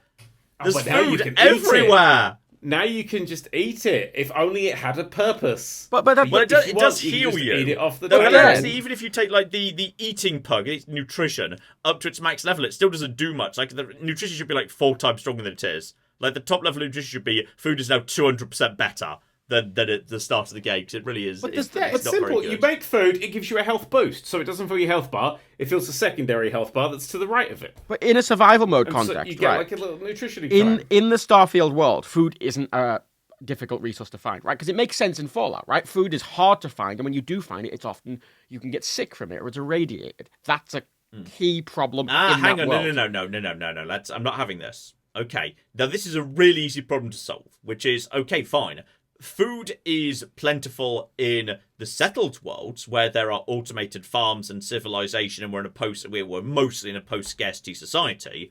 But the moment I think there should be a big difference between how easy it is to live when you're in civilization, but the moment you open up a cocky tear in space-time and disappear off into the black, into a planet and a system where there are no other ships, and even if there's, evidence that people have been there before, you might be the only other person there, the different rules should apply. You should now be, right, I've got stuff to get done, and sooner or later I have to go back to civilization. But it's a big trip out there and it's a big trip back. It's an important thing. Yeah. That comes back to the whole idea of not having fast travel. The problem core is, right now, what's the point of planets? Why'd you go down onto a planet and go away from your ship? But why'd you do that? Why'd you do anything? Exactly. Right now, there isn't one. No There purpose isn't really one right now. Like, just out of interest, because I enjoy pottering around and you can get some XP and, good loot and good money, I don't mind wandering around on a planet on occasion. But, like, there's very little reason why you would ever come down onto a planet and go wandering. Now, I did do that more when I first started playing, and the reason was because I needed resources for my research and my gun crafting. And that was before I realised that the best way to get resources was just buy them in the shop. Because they're catastrophically cheap, and they're all over the place. And even, like, rare resources can be bought from, like, general goods stores. Like, you just go to, like, the tourist trap shop by the spaceport in New Atlantis, and they're just selling... What the cock is a terbium? Solid is that a ore. real element? I don't know which of these elements are real and which are sci-fi elements. But here's the thing, John, right? Here's the problem, is that you buy 3 ore and suddenly you can't lift anything anymore because this game has the worst encumbrance system in any game ever. You know what? I've really not had problems with the encumbrance system at all. Like, I've comfortably picked up a lot of stuff. I've been well trained by survival mode to run a light loadout, so I always keep like 60, 70 pounds free for looting. Yeah, but it's just like, I'm so used to Fallout 4, but it's like everything has a purpose. Like, you pick something up, you can break it down into useful components. Nothing is thrown away. Whereas in this, it's like, you don't need to pick any of that shit up. Then why can I pick it up? What's the fucking point? If it's got no value, and I can't use it for anything, it's just in the way. Yeah, I think shops either need to stop selling stuff, or only sell common stuff, or they need to have the stuff they sell as tents. Like, it's just so cocky. Like, shops shouldn't sell any rare materials, to my mind. Like, I don't go round the corner to Tesco to pick up a pint of milk, and it's next to, like, a stack of cut price Eterbium or Europium. Are these real elements, by the way? Which of these are made up? Not. I don't know. Copper, never heard that. You're the ones who did science. You're scientists. Yeah, there's a lot of weird elements in in that little separate bit in the bottom, isn't it? I didn't find any of this shit. I gave up on all that. I was like, I don't care. Also, neither of us cared about chemistry. Fuck your rocks. Come on now. Yeah, fuck your rocks. So like before I understood you could just buy shit, I actually did go down to planets because I wanted like to wait. What element and, like, did you find say? Rare materials. Like if we just took materials literally out of the shops, then you would have to go to, if you wanted to upgrade like your gun or do a research project, you have to say, right, I'm going to find a planet that's got a terbium on it. So I'm going to travel around the galaxy till I find one, and I'm going to go down. I'm going to wander around this planet looking for a terbium. And then you'd wander around the planet, you'd run into whatever's going on the planet, and you'd run into the other ships and land. Because, like, some of the best encounters I've had are, like, if you go down onto a planet and you see another ship land nearby, because they generate little events, and some of them could be really fun. Like, I once ran into a cowgirl who was taking her dinosaur for a walk. It was the best thing ever. It's the best encounter I've had in the game, aside from my parents. Terbium is a real element. Okay, there we go. It's a real thing. It's next to gadolinium and dysporium. Crucially, you can't buy it in industrial quantities at the corner shop, can you? Well, yeah, but I don't live in the sci-fi universe where everyone has a spaceship. Well, not everyone has a spaceship, but it just needs to be a world where everyone's got a fabricator, and thus everyone can be mostly just produce their own shit. Like you should just, right, you know what you should do? You should be able to build a mine and then hire people to work in your mine. Well, probably you can. Robots, you do that. You just do the robots, then the people that work in your mines are like the outpost workers. But it's not for you because it will cost a lot of money for that. So you have to sell the majority of it. So you get a little trickle of it for yourself. So things have to balance out that way. And you end up sort of building up your space capitalism empire, because capitalism is still alive and well in this version of space, where everyone's friendly. Yeah. In some bits of it, anyway. Here's the thing. Why can't you specialise your ship? Why have they said, look, it's an RPG? You kind of can. Like, your ship can either be like a really, really fast fighter, or just a slow, lumbering, heavily armoured behemoth that just coats in guns. Specialising, that's 2 options. It would be just so much more interesting to have... this is a science ship. I could build a science vessel, and I put all my points into science, and I've got really exotic, weird weaponry, and my ship helps me locate strange ores and things that I can build strange weapons out of. Yeah, ship comes with a free +2 to the scanning perk, saying, while you're in it. Sure, I could buy that. And all the things you put in it, science-based. You know, you're not going to get you could try a brig, but it's going to be more expensive in there. But science stuff comes cheaper, and you can still like put everything in a ship. It would just be really expensive, but you can like focus and specialize on how you want to play the game. If you want to be an explorer, you could have like a fucking diplomat's table where you could chat to people. And I don't know. It does sound like the game's trying to do too many things. I would buy, say, something you should put on your ship that would make any space-based encounter that you have, speech checks are easier thereafter. Yeah. Because you're assuming that, you're using whatever tools you've got on your ship to assist yourself. Sure, I'll buy that. What I think we need more than anything, though, is I think planets need to have special things going on. Because right now planets have got... What they've got are basically the resources that are there, and sometimes unique point of interest, sometimes not, sometimes generic stuff. But, like, Stellaris... Lots of planets have a unique special thing that gives that planet a unique character. And I think planets need that. Like, just come up with some off the top of your head right now. So, a planet where the weather is always a particularly extreme variant. Like, it's always cooking massive thunderstorms. All the time. Let's just rip off Cooking Chronicles of Riddick, the first one. What was that called? Fuck it. Can't remember. Like, if you're in the daylight on that planet, you're fine. But the moment night happens, shit, you're constantly swarmed by enemies. But at night on that planet, nothing but enemies all the time. But day's perfectly safe. Like, planets should have stuff like that so they're not just places where minerals are. Make it... Alright, here's one. Resource rich. Yep. But it's very close to the sun. So when it orbits, the side that's got the sunlight cooks, and the other side freezes. So actually building the proper defences to keep your base going is a lot more expensive. Yeah, you need to make bases worthwhile first. But yes, I get the idea. I'm saying, there's lots of little... There's loads of little... Like, planets don't have unique stuff going on. And the weird thing is, there is a mechanism for planets having unique stuff, because planets have traits. But the traits don't actually... They're just a barrier to completing the survey data. They don't actually do anything. Is there you might find that this planet has a gigantic underground hive, but that doesn't mean like that hive's going to swarm a giant number of, there's going to be a Starship Troopers style bugs pouring out of the hive to defend it or anything. It just means, this planet's got a hive on it. I just tick one off my planetary trait list. It's like collecting a planet. It's like when you had to go to a museum as a kid with a clipboard. I like museums with a clipboard. Of course you fucking do. But it sounds like a good time to me. I love that museum in New Atlantis. Fucking love it. Is he's still playing it. I forgot what I was fucking saying. I'll tell you what I'm fucking saying. I got the New Atlantis apartment, decorated it, played the game some more, and it fucking everything. I got robbed. It was all gone. Does it get reset? Yeah. It does. The one thing I hate more than anything else is you can decorate the interior of your ship as much as you want by laying items out, but the moment you make any changes to the exterior of your ship, all gets reset anyway. Lol. Yeah. Into the cargo hold with all your carefully placed decorations, even though you made no change whatsoever to that room. Fuck you. Yeah. It is. It's a horrible game. I don't think it's a horrible game. I think I'm having a fun time with it, but I think there are bits I love and there are bits I hate. And I'm just having a good time because I say I'm a sucker for this stuff. I'm just a sucker for it. Like, this is just... It's a Bethesda game, but with a sci-fi thing going on, and I'm okay with it. I'm cool with I thought of another planet idea. Yeah, go for it. Sandstorms, it takes away all your... Any map, I mean, you don't have map, but any pings vanish as well, so you can lose your base. No, massively low visibility base where your scanner doesn't work properly. Do planets have any sort of unique weather or anything? No, like sometimes there are they do have different kinds of weather. I think like sandstorms exist and they can cause like issues, like they can cause like a status condition, but the status conditions are really insignificant. They need to be like 10 times more vicious than they are, and also really hard. It's just like everything you're talking about, like big sandstorms. I mean, Venus, it rains acid on Venus.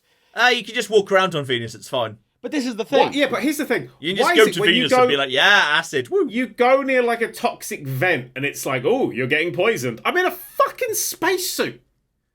How is it getting in? That's a point. I assume because the suit's somehow converting the outside air into oxygen, presumably. But this is happening on a planet where there's no oxygen. Yeah, but it's like it's sucking whatever is there to turn it into There's nothing oxygen, there. which is why your it's oxygen minus keeps coming 270 back. degrees. That's why you've got indefinite oxygen. John, that's not how... But how... Oh my god. John... Well, it's blatantly how it works in Starfield, because how else do you have infinite oxygen? It just doesn't. John. It's just they don't give a fuck. That's the thing. It just feels like a big game of... It's sucking up something and making it into oxygen. It's like getting all the protons. Because like, okay, no, shut up. I have a question. I know how atoms work. No, I have a question. All right, I studied this. Okay. I know how atoms work. They've all got little unicycles. Shut up. Elements are like just protons and neutrons, right? And electrons. No. Electrons. There we go. There's electrons too. And like the But difference. what are the atoms made up of? Shut up. The difference between like one element and another is the number of electrons, right? Are you positive? Shut up. I'm right. Am I right here? Just tell me if I'm going in the right direction. The difference between elements is basically the number of electrons John, floating around that proton. you can't just convert every element to other elements. That's not how they work. No, yes you can. If you think about it, like if there's one element that's got a proton and 7 electrons and one that's got a proton and 8 electrons, if I just like have a piece of technology that gets the atom, says, okay, come here you, and this takes an electron away, well now it's got 1 proton and 7 electrons, so now it's the other element. Oh, Jesus fucking Christ. Oh, is that how that works? No, John. I'm going to say why yes, not? so you stop talking. Sort of. Look, John, we're just going to skim up. No. We're going to skim up past this. John, here's a question for you. Do you know Yes. when you're in a plane, right? Let's say the emergency oxygen masks drop. Yeah, sure. What's on the end of that tube, do you think? An oxygen tank? No. There is no oxygen tank. A blend of oxygen, nitrogen, and other stuff to recreate. There is no tank, John. There is what's known as an oxygen candle. It's just 2 chemicals that are fused together and it creates a chemical reaction that generates oxygen for about 20 minutes.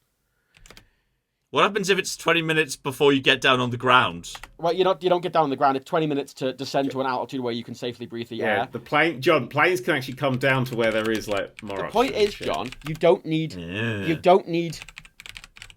You like that's how it would make oxygen. I mean, how do you think we're not shipping? Do you think we're shipping like big cans of oxygen up to the International Space Station?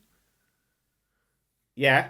It's like that bit in The Simpsons where there's the guys like turn up who've been like in the polar ice caps with the big bags of ice, and they're like, oh, "Come on, man, you got to charge more for this. We lost 3 men on this journey." He's like, "Well, if you can find a different way of getting ice, I'd like to hear it." Yeah, like the thing is, John, like that's not.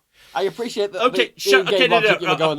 I'm right. I've just looked this up. Fuck you. I've looked this up. Okay. All right, so. Imagine I'm in a space atmosphere, and like what's happening? The dream is there's fluorine everywhere. Okay. Oh, Flurry, you fighting Superman? There's fluorine everywhere. All right. Fluorine. Oh, is it pronounced fluorine? I don't really know elements. Yeah, we could tell. Okay, but like there's that everywhere. Okay, and I've looked it up.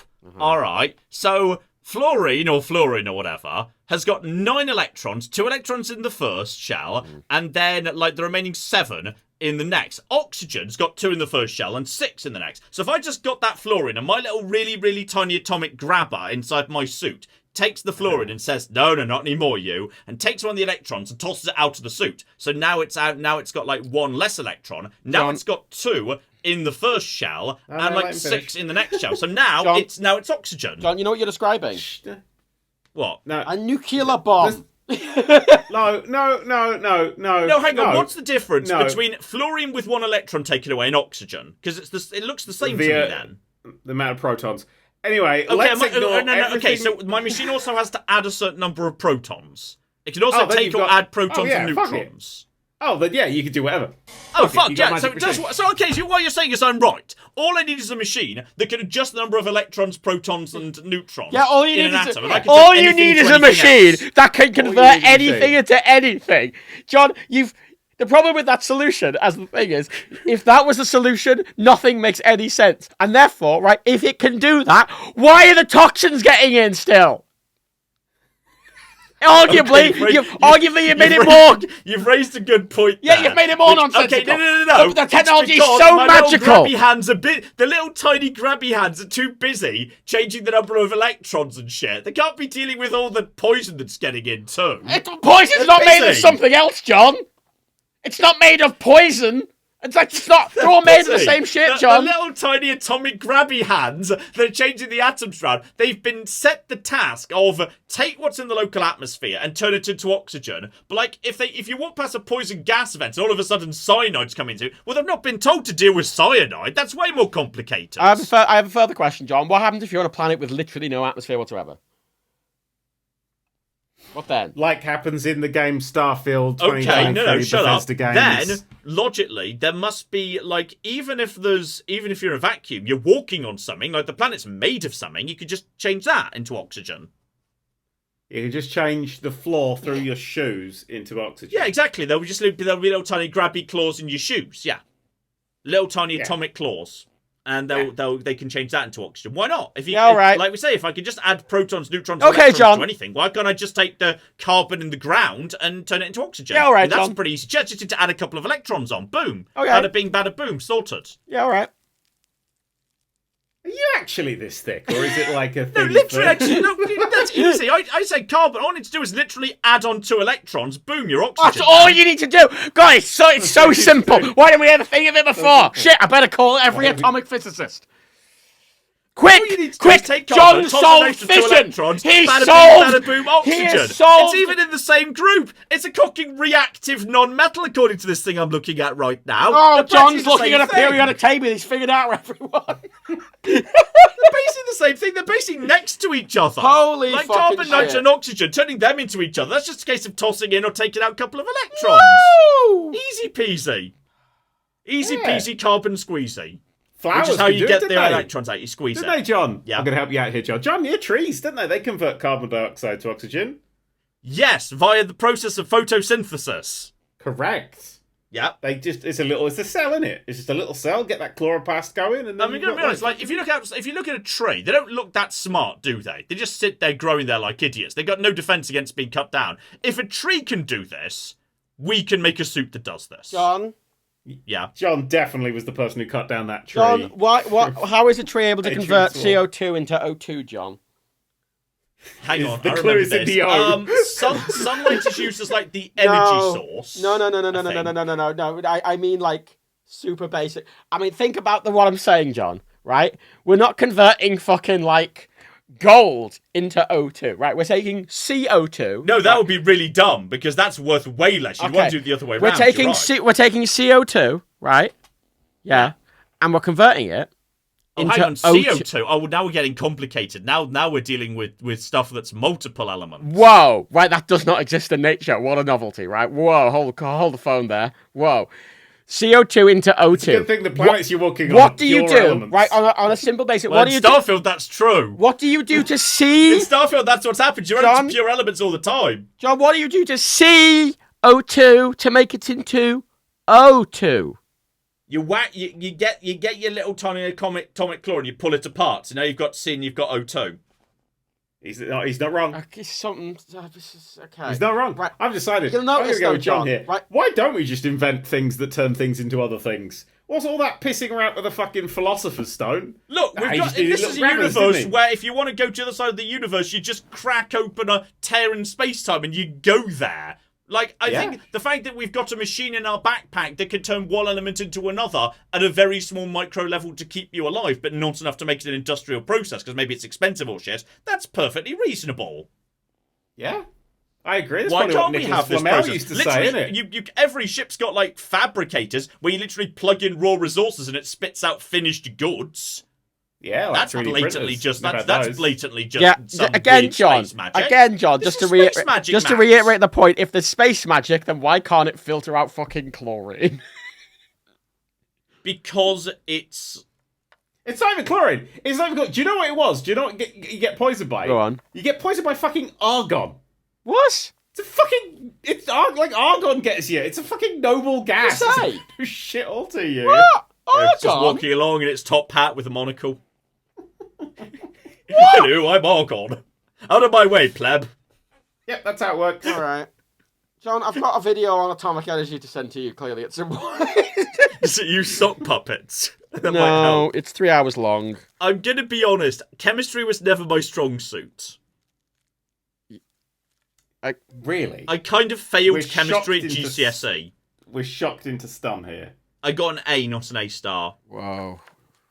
No. Sorry, you got an A in chemistry. Yeah, I failed. Sorry, just rewind. So wait, you think an A is a failure? What Yeah, did it you wasn't get in an A English? star. All No, the others I got A star, but I got an A in chemistry, so that was the one I No, failed. sorry, I just. Right. You're such a cunt. We're going to ignore the failing comment, right? Let's talk about that. You got A stars in physics. I don't want to ignore it. So you got. I don't want to ignore. You got A stars in comment. physics and biology, and an A in Oh chemistry. no, I didn't study. I dropped physics. I got an A star in biology. I wanted to do an A level, got an A. Sorry, you have You have an A level in biology, A grade. Yeah, I was asked to consider studying at university because I was considered one of the best people in my school at it. How? Because I'm quite smart, Matt. As you can but we've spoken to you. There's so many podcasts illustrating this that because there's a mix here of the thing, right? Because half of it. Yeah, physics is not my strong suit. Don't really understand how mechanical shit physics. Works. Physics is hard. Look, the thing is, John. Could you imagine though, right? It would be really funny if, like, legitimately just nobody had thought of this. And John was right, and then suddenly, like, tomorrow, there's just fucking fission reactors popping up left, right, and Wait, why don't we just take an electron out of there? That'd be way easier than what we're doing. Take an electron out, just nudge a proton out of the big ball thing in the middle, innit? Yeah, with its all you need is if we just assume in the future they've got like really tiny micro engineering, so you could genuinely, like, you know, like how, like, if you're doing, like, you know, IVF, you can see it like a little microscope. They literally put like a little tiny spiky thing into like a cell, and they literally, like, you know, they squirt in the genetic juice. Like they do it like that. What if we had a powerful enough microscope and like powerful technology to do that at an atomic level? Where we can literally look at an atom under a microscope and like get a little tiny robot-powered, you know, set of tweezers and just pull an electron off. It's like, now it's something else. John, what do you pull? Okay, right. You want to? Why not? I mean, can I just point out, right, in John, the sci-fi future, why not? Just a little bit of context there. Because you like saying, well, there'll be fission reactors everywhere. Yeah, but in the future, there's clearly no energy crisis, so maybe there are. How many atoms do you think make up a cell? One. What? Oh. One. I'm going to be honest here. I don't know whether cells are all the same size, roughly. Like, is one cell of a person the same size as one cell of a cat?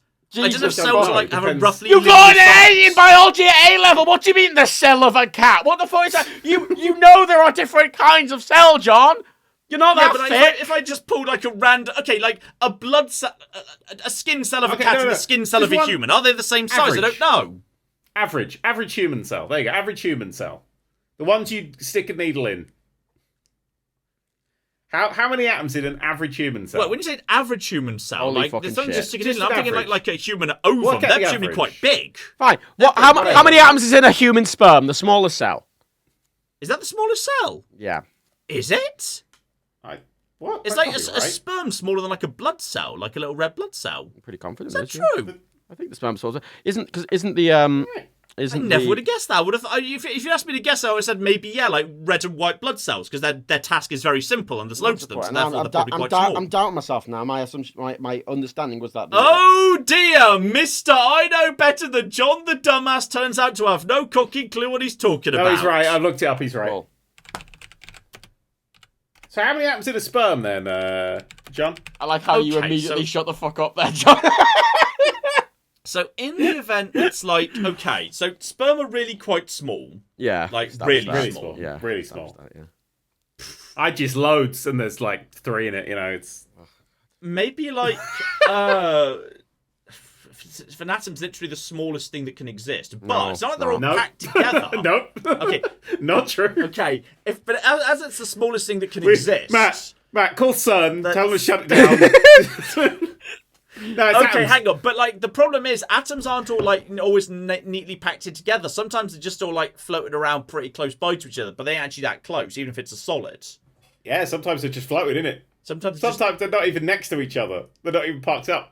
I mean, I'm not sure. Like, I don't know if you look at cells. Like, does a solid have to have atoms like literally like all like tied together like a ball of string to stop it just falling apart? Can they just be being attracted to each other so they can stay some distance away? It's about most about. I want to say it's 90%, something really high, like 90% is empty space, isn't it? Yeah, but don't tell me that, because I don't like the idea of being 90% empty space. If I'm 90% empty space and 80% water, then what the fuck am I? The weak nuclear force? At that point, I'm just a cloud of fucking steam, and I don't like being a cloud of steam. During this conversation, I'm pretty sure you're 99.9% empty space. Yeah, I'm going to say 10,000. 10,000 atoms in a sperm. 10,000? That's pretty good, isn't it? It's quite close. What? I assume it's trillions. What's the actual answer? I assume it's trillions. I don't know. I assume it's... So did you ask me a question without having any idea what the answer was? Yeah, because you were going to get it so wrong. You don't know I got it so wrong. No, we do. I know you got it so wrong. wrong. Matt, what's the answer? I'm going to Google it, but the thing is, the order of magnitude that you're working on, John, is just so far removed that it doesn't really matter. No, it's fine. I've seen Ant-Man. I understand how the quantum realm works. I mean, John was talking about protons and electrons, and then stated that the atom is the smallest we can get. So I'm quite intrigued as what size in a typical human cell, right? I know about the thing, but in a typical human cell, there is 100 trillion atoms. What? I was off by a factor of 2. 100 trillion? Yeah, they're very small, John. But 10 to the 14. But that's too many. I don't believe that. Okay. You don't believe that. Are there more atoms in you or stars in the universe? There's more atoms than me. There's more atoms in your cum than stars in the universe. That's just for me. Yeah. That's just me, That's too many atoms. We should get rid of some of them. We don't need all of them. Okay. Well, you're empty space, so, you know. This is all... Oh, I feel very cosmically small all of a sudden. Where you are. I'm having a crisis here, guys. Okay. Yeah, I can tell. That's quite funny. Oh, God. Okay, yeah, we all right? We're doing all right there? I'm just looking at things around me, and they're all made of... Like, what's next up from a trillion? A quadrillion? I mean, is this the point where John realises that when he touches something, he's not actually touching it, he's touching, like, the force? Well, I'm kind of aware that obviously touch isn't a real thing. It's just a brain sensation made as feedback, because I studied philosophy back in the day. Oh, yeah, philosophy. So push harder, then. Push harder.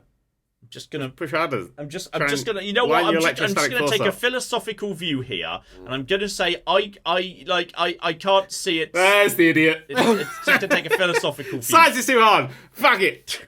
Descartes once said. Descartes. He did. Good old Descartes. Yeah. Good old Descartes. You got 3 for the price of 2 round the corner at Tesco. It's great. Yeah. It's spelled with a K. Oh yeah, we were supposed to be talking about Cart. No, we weren't. We were supposed to be talking about Starfield. I thought somebody would say spelled with a K. It's comedy. It doesn't matter. Fuck it. I don't care about either of you people. Wow. The thing is, John, right, again, coming back to the initial point, just a brief point as well, as a side thing about the amount of small atoms. Again, you know, you're saying a pair of tweezers, right? Yeah, really, really, really tiny micro tweezers. Just to be clear, they're operated by a robot, because I'm not sure a person would be able to use them delicately enough to pull an electron out of an atom. Just to be clear, what are the tweezers made of, John? Oh, fuck. Yeah. Oh, fuck. Oh, yeah. You've blown a hole in my theory here. Yeah, just a bit. John. Oh, wait. John. Quarks. They're made of quarks. They're made of quarks. Yes, which that's flavour? a word. Which one? Are they the things that are they small quarks?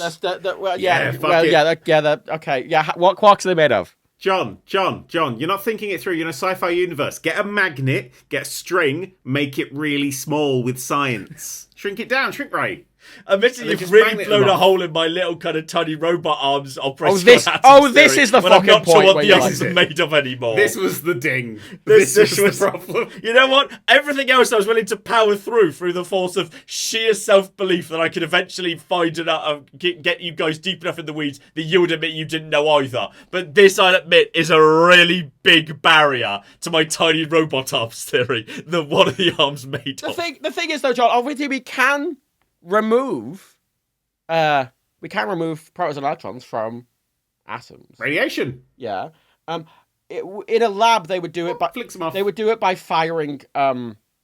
Would they be firing protons? They basically shoot things. Well, that's just simulating. So what? Like one tiny mini atom part replaces another? No, they just shoot. Yeah. Well, they kind of snooker in it. Intergalactic snooker. Yeah. Honestly, that's roughly what I was thinking. Yeah. Yeah. Yes. Electron beams. Yeah, that's kind of how we do it in a fission reactor. And you're doing this just to be able to breathe on the planet. Honestly, just bring the fucking rocket pack with oxygen. Especially it's like there's nothing on the planet worth exploring, so you're going to be out there for more than 5 minutes. Something I enjoy as well is John's it's honestly quite disappointing that Walter's gone to all this trouble to invent tiny micro arms to turn anything in the universe into oxygen, and we just kind of report back and says, "Oh yeah, how was oxygen?" I don't know. I was only out there for 2 minutes. The planet was pretty bloody empty. There was this nothing is of just especially funny because, like, John's came up with this incredibly complicated sci-fi solution to a problem that we've already solved in the current day. John, yeah, I've got a pitch, right? Yeah, get the atom, make it bigger, and then just use like normal tweezers, and then make it small again. I don't know whether that's actually a thing we can do. No. Yeah, Jesus fuck it. fucking Christ, John. Fuck me. Oh my God. I love you, John. And this is what I mean. I'm surprised. How the fuck? How do you have an A Let's in biology? make a proton bigger and see what happens.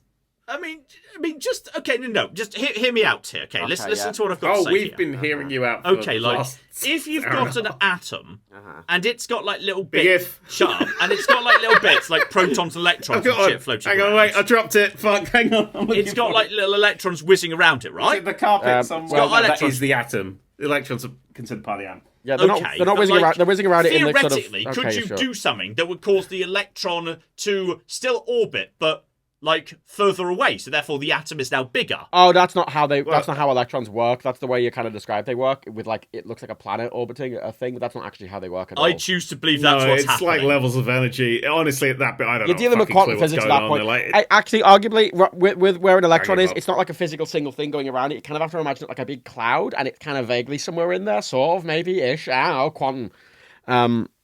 I was just getting into the whole you can't even observe them and they only exist if you're looking at them or some weird shit where it gets really weird and doesn't feel like science anymore.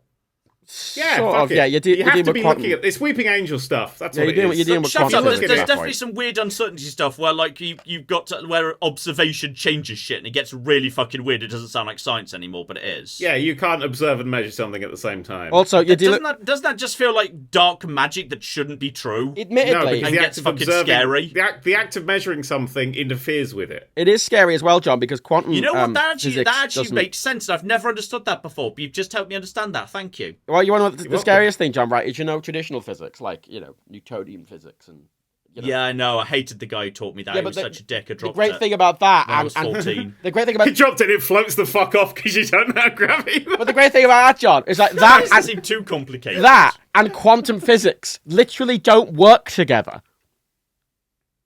Yeah. Do they fight? Do the scientists get together at conferences in rooms next to each other and have a big fight every year to decide who gets to be I'm going to say science this now. This year? This is I'm the physicist of the group talking, and physics is bollocks, right? It's all made up. You know, everything's made up. That. Everything's made up. The points are made up. Prices don't exist. It doesn't matter. I'll tell you what we should do, right? We always hark upon John here, yeah, because we're like, John, explain how gravity works. We didn't ask him this time. He just came up with this. I never go to you and be like, hey, Dad, explain the plot of Menander's Discolos, and I'll spend the next 10 minutes laughing at you because you don't know it. I never do this to you. This is just bullying. Right now, John. Let's flip it round. I want to flip it round. John, what should I explain? Come on, give me one of the things from your world of classics that's not, Homer's Odyssey. Also, that's important to our fundamental understanding of science. I enjoy learning about science via I want to learn about classics. I want to learn about your worlds. No, I just want to learn about science. Well, we've done that for every other fucking episode, you gimp. Yeah, but I still don't understand how wind power works. What? I still don't understand. The thing. No, yeah, spin. No, we're not going down that rabbit hole. No. But where's the energy coming from? No, like surely we're taking energy from somewhere. Surely what is the consequence of us draining energy from the wind? Oh God, it must be coming from somewhere. We must be having a knock-on effect to something because we're taking energy away from something. He's right. It's a closed system.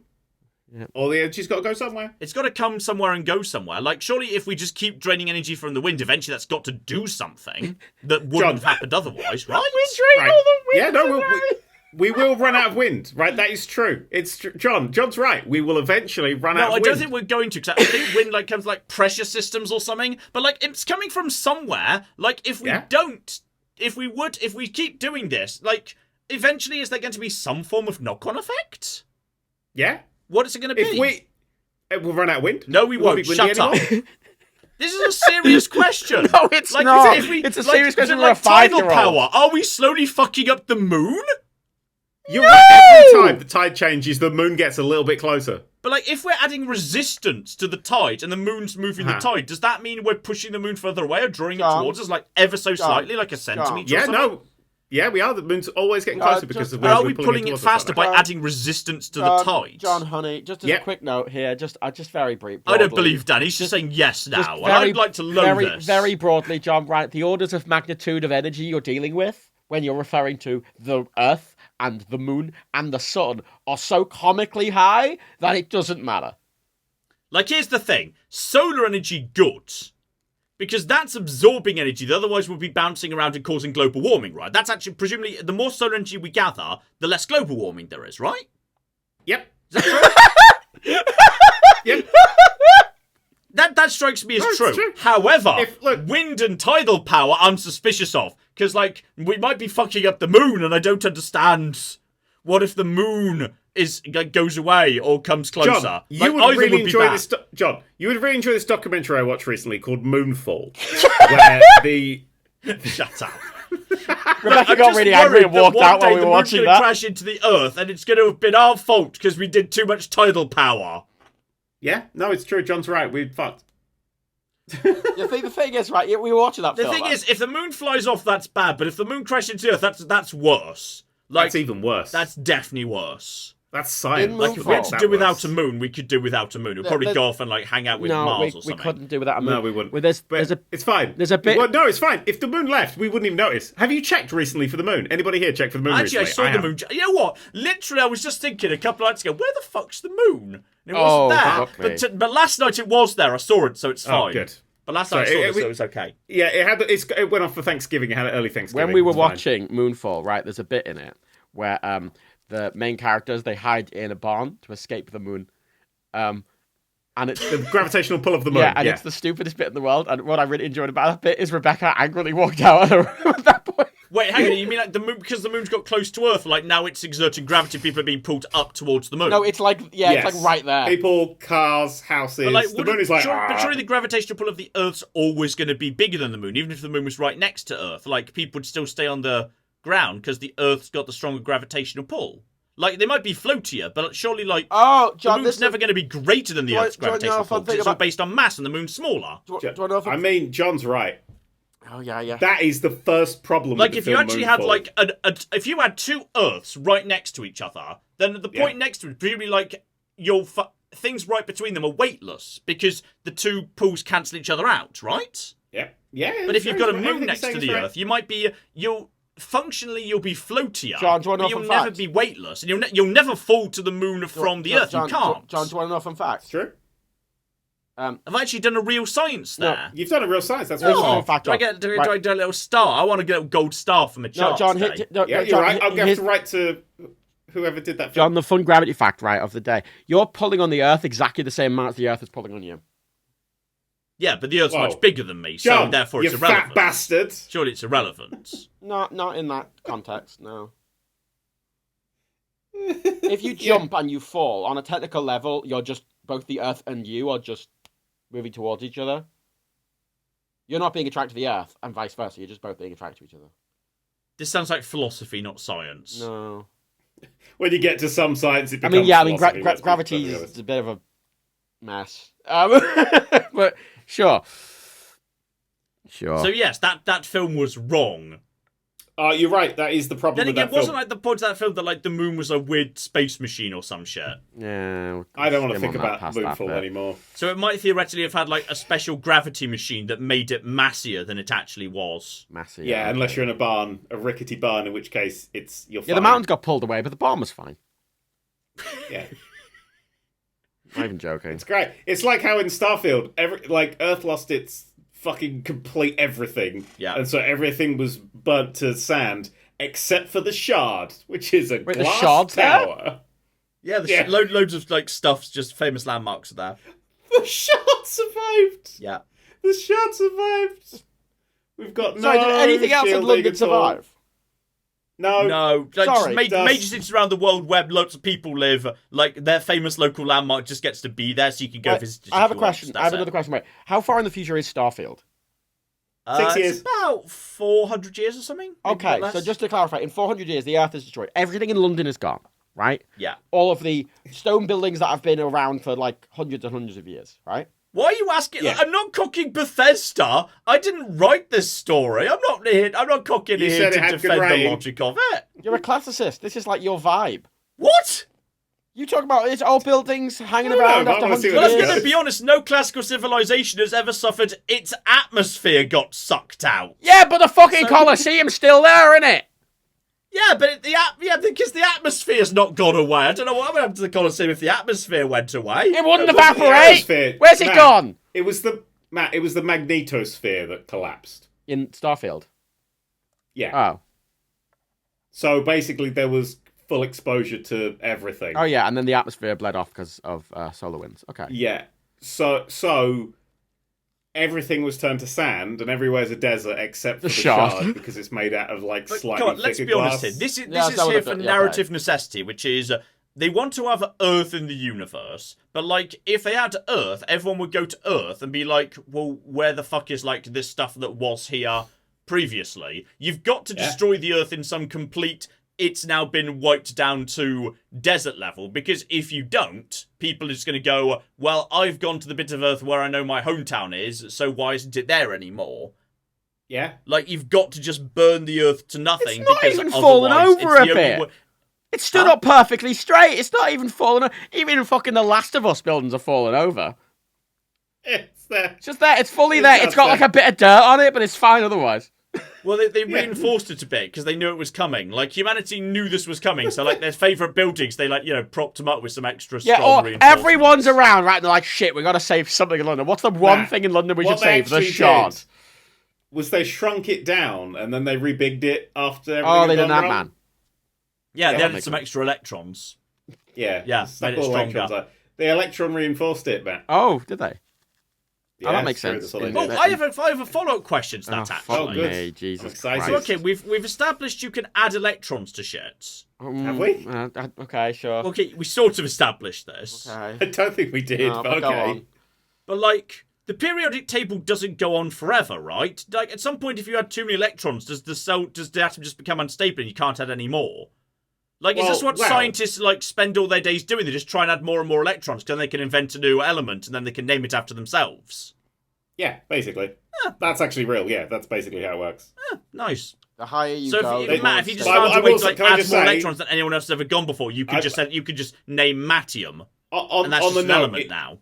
On the note, it's not electrons. Electrons you can kind of add a shit ton of, and it doesn't really matter. It's protons and neutrons that we try and add. And that's tricky, is it? They don't last for very long. The thing is, all of everything, the big Half-Life. Yes, the fact is, all of these things John. basically a radiation term. When these really like heavy elements are made, they basically last for milliseconds, if that. Like, not even that. Yeah, like they just don't exist. Do they have to like live for a certain period of time to like count and be added to the periodic table? Nope. As long as it determines what's in the periodic table, who gets to decide that? If it has existed. Oh, it's a guy called Dave Period. Shut up. He runs it. Who actually gets to decide this? There's a big it's a big mess, actually. There's a lot of drama in the sort of. Shit! I'm interested in the tea. I'm interested in the drama way more than the actual. There's a lot of drama. Like there were these two research fuck teams. Electrons. Give me the tea. There were these two research teams. I think one was it Berkeley? What the fuck are you talking about? There were two research teams. One of them was making a load of new elements, but like they weren't announcing them. And then another one, and there was a load of drama about who should actually get the credit and who should name it. And there was a whole. When do we make unobtainium? Then it just ends in a big fight because, okay, is this a new element? Is it called Philippium or, Timium? Because who knows? I mean, we do have... Who got it first? We have Euphorium. We do? Named after the TV show Euphoria? Of course. That's in Starfield. I was a big fan. We have Nobelium. We have Laurentium. Fermium, Einsteinium. Was that generally made by a guy called Lawrence, who just named after himself? Yeah. Lawrence Fox. It was. That's what he did after he dated Billy I just realised. I know it was Berkeley who was doing the research because there's an element called Berkelium. That's named after John. Just having a joke. Just honestly, the funnest thing. This sounds like the funnest bit of science. You just spend your time just trying to make new shit, and then you get to name it after yourself. Fuck it. That sounds great fun. Assuming you announce it before someone else and it doesn't cause a huge amount of drama. Or blow up and kill you. Yeah.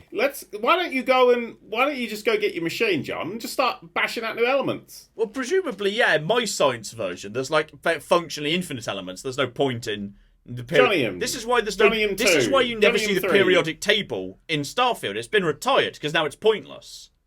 Yeah, that's exactly why you'd never see a periodic. So we've just established that you have to refer to it as your system, not like just. It's just because by the time you've printed one, it's out of date because you need to add another 6 rows to the bottom because some kids have just made another 6 rows of elements and named them after themselves. Yeah, right. And obviously they're not, and some of them just can't be trusted. Just like, they give them dumb names, like, down there, like, element 1684, Kelly is a slagium. It's like, kids cannot be trusted with this technology, but they do abuse it. Be sure there is an upper limit. Ellie Mcson. Yeah. Good old Kelly is a slagium. But then unfortunately it turns out Kelly is a slagium turns out to be a really useful element that is essential to all future starships. Hey John, how do you think the Kelly in question's really cocky pissed off about this. John, how do you think they make these new elements? Using that collider thing you just mentioned, blasting shit like protons and electrons at existing elements to make them bigger. Well, sort of. What they do, they'll take two existing elements and they'll try and basically fuse them briefly. So you double the size of them. Well, no, you wouldn't take two identical elements. Same element. You kind of have to take two. There's a lot of research that goes on how you combine them and which elements. It's fiddly, isn't it? It's too fiddly. Why did they make the periodic elements like this? Why did Dave Period do this to us? He was having his time in the month. You should have just said there's 4. There's dirt, fire, wind, and rain.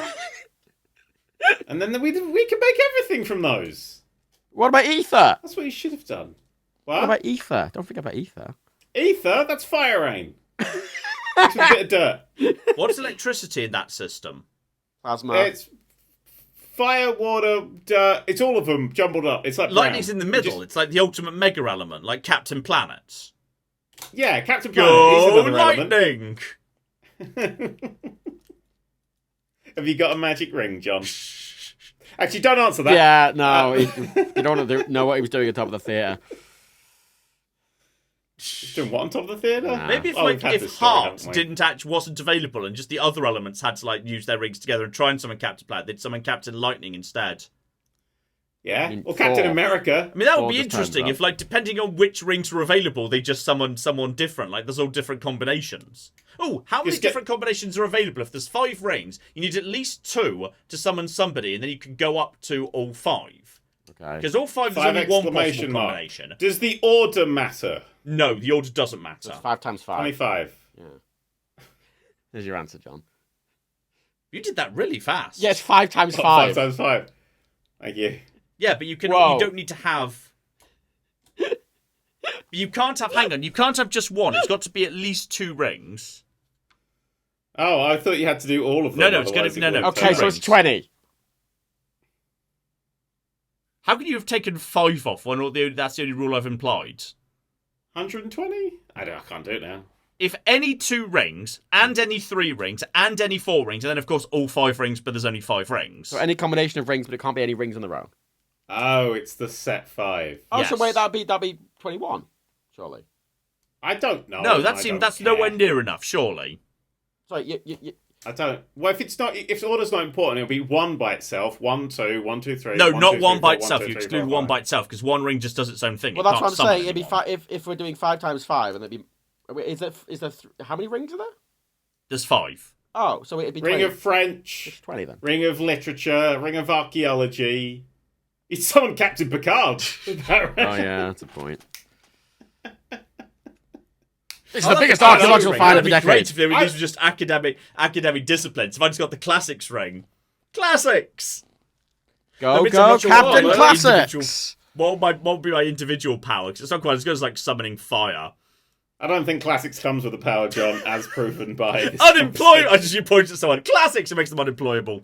No, that's archaeology. Just can't get a job. I like it. I like it. So go on, solve my maths problems, nerds. I mean, I just made 25 up. I don't care. I was just... And then Matt was like, that's right. And I'm like, cool. Well, yeah, it's just 5 times 5. No, it can't be just 5 times well, it's 5. 5 times 4 times 3 times 2 times 1 is 5 exclamation mark, which is what we're looking for, which is 120, but... 120 feels more about right. But that's if it's the different orders matter, right? I don't know. I don't want to talk about fucking maths. It was 10 a.m. when we started this. Okay. Me? What? What about me? You want to start at 10 a.m. I wanted to start at 10 a.m. because we... Yeah, you said 10 a.m., you dicks. I didn't. I said from 10 a.m. and everyone agreed 10 a.m. and I was like, oh, okay. Yeah, we thought you said 10 a.m. It was a misunderstanding. No, it wasn't. Yeah, I made it really well. complicated. Hang on. Let me read my message back so we could just make sure. Let's see. Let's just see.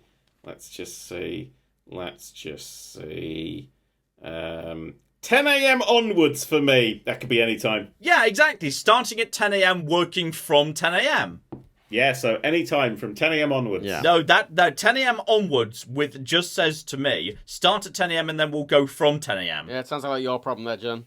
Oh, yeah, because normally I say 10 a.m. backwards, and we try and do it in reverse and then just flip the footage. Okay, I like on the Sassy topic Daniel of today. Space Sassy. systems that work better than Starfield. Have any of you played Everspace 2? No, maybe. No? Matt? I've played a lot of No. games. I don't like space Really games. They're all interesting shit. space game which does multiple tiers of space speed to create an environment that is really, really big and sci-fi and huge, but can still be travelled around fast. Because you have your normal speed, then you turn on your boosters, then you go into cruise, then you go into super space or something.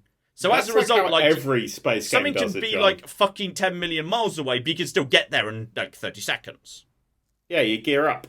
That's how every space game does it. Exactly. But Bethesda were like, what if particularly smoothly? Does it particularly smoothly? It for me feels like it would solve part of the issue of Starfield not feeling big. Matt just did a scream. What was the scream I from? dropped something all over the floor. And that a good you scream. screamed because of that. Oh, it's very loose. It was very loose, and it just spilled everywhere. Oh. Why? What was it? For that scream, was it like a jar of spiders or deadly insects of some form? Do you want the actual answer? Yes. No, I don't actually. I definitely want the actual answer. It's a jar of it. Look, it was a set of illegal cannabis. Matthew. And I'm not even joking. It's legal. I have it legally. It's not even a joke. Matt's tricked a doctor into getting the marriage of I have a iguanas. prescription. You do that in the UK now. Can you be assigned to medical marijuana? Yeah. Yeah. I did not know that was a thing. I'm on medical cocaine at the moment. It's fucking great, mate. No, the NHS only give it to you if you are have chemo, but like privately you can get it for loads of reasons.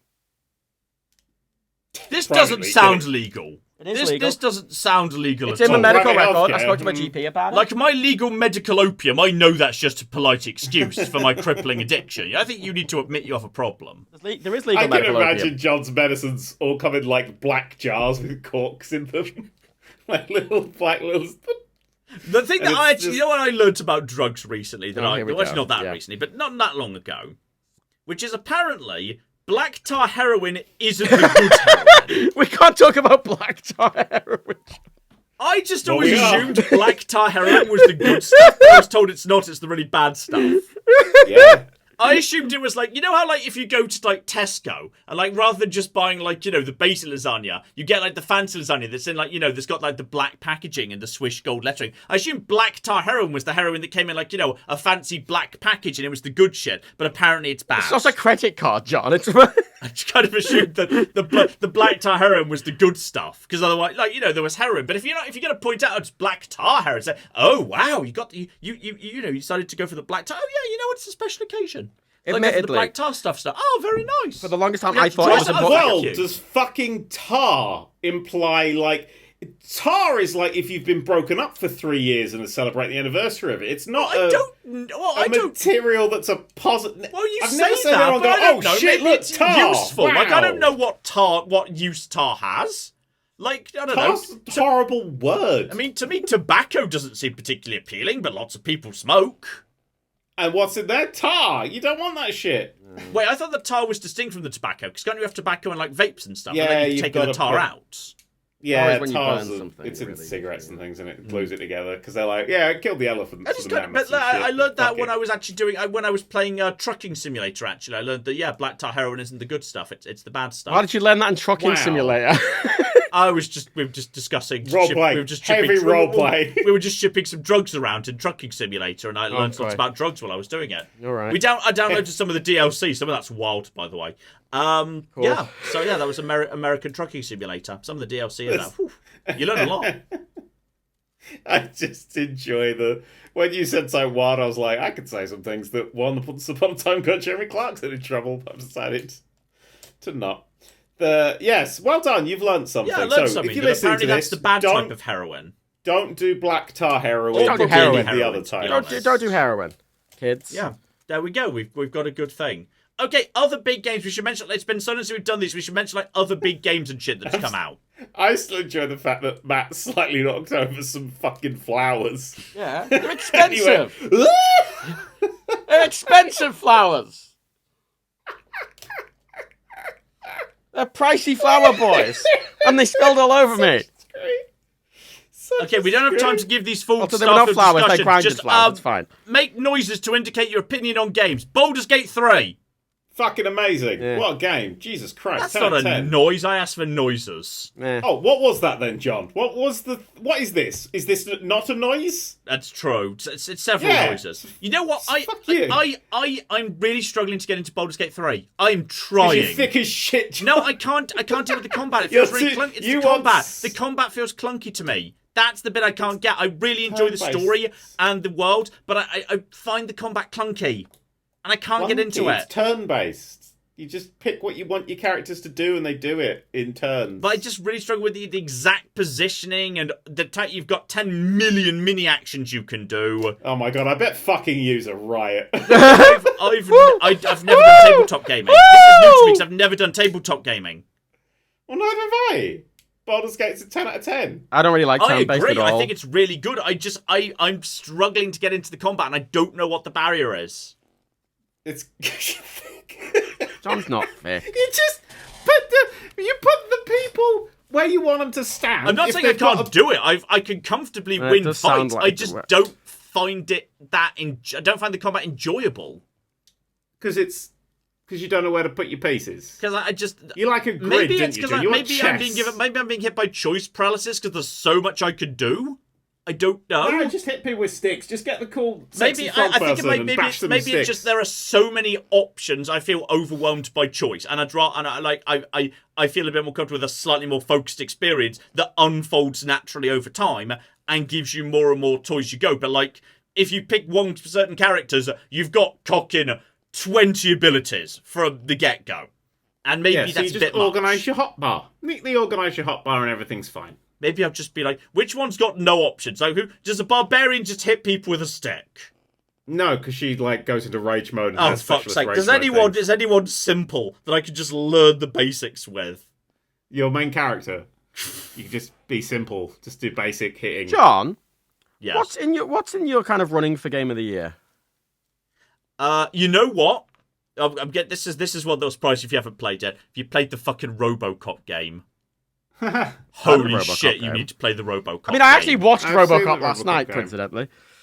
That's made by the same people who made the Rambo game, wasn't and the surprisingly good Terminator game. Yeah, the Terminator Salvation, wasn't it? Yeah, that came out, and that was people really like that. It's a detective game that's got actual, some decent proper detectiving going on. The shooting, you fire any gun in that game, and it feels like you've just set off a naval cannon pointed at your opponent. I mean, that's kind of what I like. It's fucking great. Games. Like, you shoot someone and the blood goes flying, they go flying. It's incredibly violent, incredibly visceral. It feels a proper RoboCop-y. The detective stuff's actually pretty good. The plot is fucking hilarious because all the submissions get RoboCop doing the most mundane shit in the world. Like, one of the starting missions is your partner's in a hospital, so RoboCop clops around the police station, getting people to sign her get well card. In his RoboCop voice. It's the funniest shit I've ever seen. It's a brilliant comedy. It's a brilliant, it's a great detective game. It's got a genuine shot at my Game of the Year. Okay. It's actually fucking great. You should play it. Play the RoboCop game. I played the demo, and I was like, that's pretty good, but it's like, I've got a backlog like a motherfucker from this year, because I was finishing off my book. Paradox, available at nowhere yet. You can pre-order it, though, and shit, it's done. It's a bit long. Very long. It's fine. It's fine. I haven't got around to it, but I enjoyed the demo. I was like, this actually is quite good fun. It's really good. And then there's Resident Evil 4, the remake, which I honestly thought was going to be terrible because doing anything to Resident Evil 4 feels like cocking sacrilege to me. But bloody hell, it actually pulled it off, which I was amazed by. I only wanted to play the village. That was the demo. Enjoyed it. Didn't want to play anymore. Why not? I've played Resident Evil before. It does go a little bit off the rails, and there's some very different stuff going on. Yeah, but there are some new interesting things going on in it. I enjoyed it start to finish. I think it's actually, it's not as good as Village. Village had more variety. Village Does had... the guy still burst out the fridge and scare the shit out of you? Yes, but they've moved him, so you don't know when he's going to show up. They've moved him, bastards. But he's still there. No, I've heard a lot of good things from Resident Evil 4, but no, I've played Resident Evil 4 and I played the Village. I was like, I do think Village is the better game, just because it's got. So I just meant the Village, the demo, the opening. Yeah, I meant the Village, the game. Yeah, I think it's stronger because it's got the classic Resident Evil Mansion bit. It's got the really terrifying, creepy bit. It's got the running around blasty, like more like Resident Evil 5 and 6 kind of bit. Like, it's got more variety going on. I love the fetus level. Have you played Dredge? Yes, I love Dredge. I like Dredge. Dredge is great fun. Dredge is... I've not finished it. I've done about... I think I've done about, like, 2/3 of it. I need to finish it. I got an ending when I was definitely not finished the main quest. Lol. And it ended. Did you do something? Did you poke the cosmic horror or something? No, it felt like the good ending.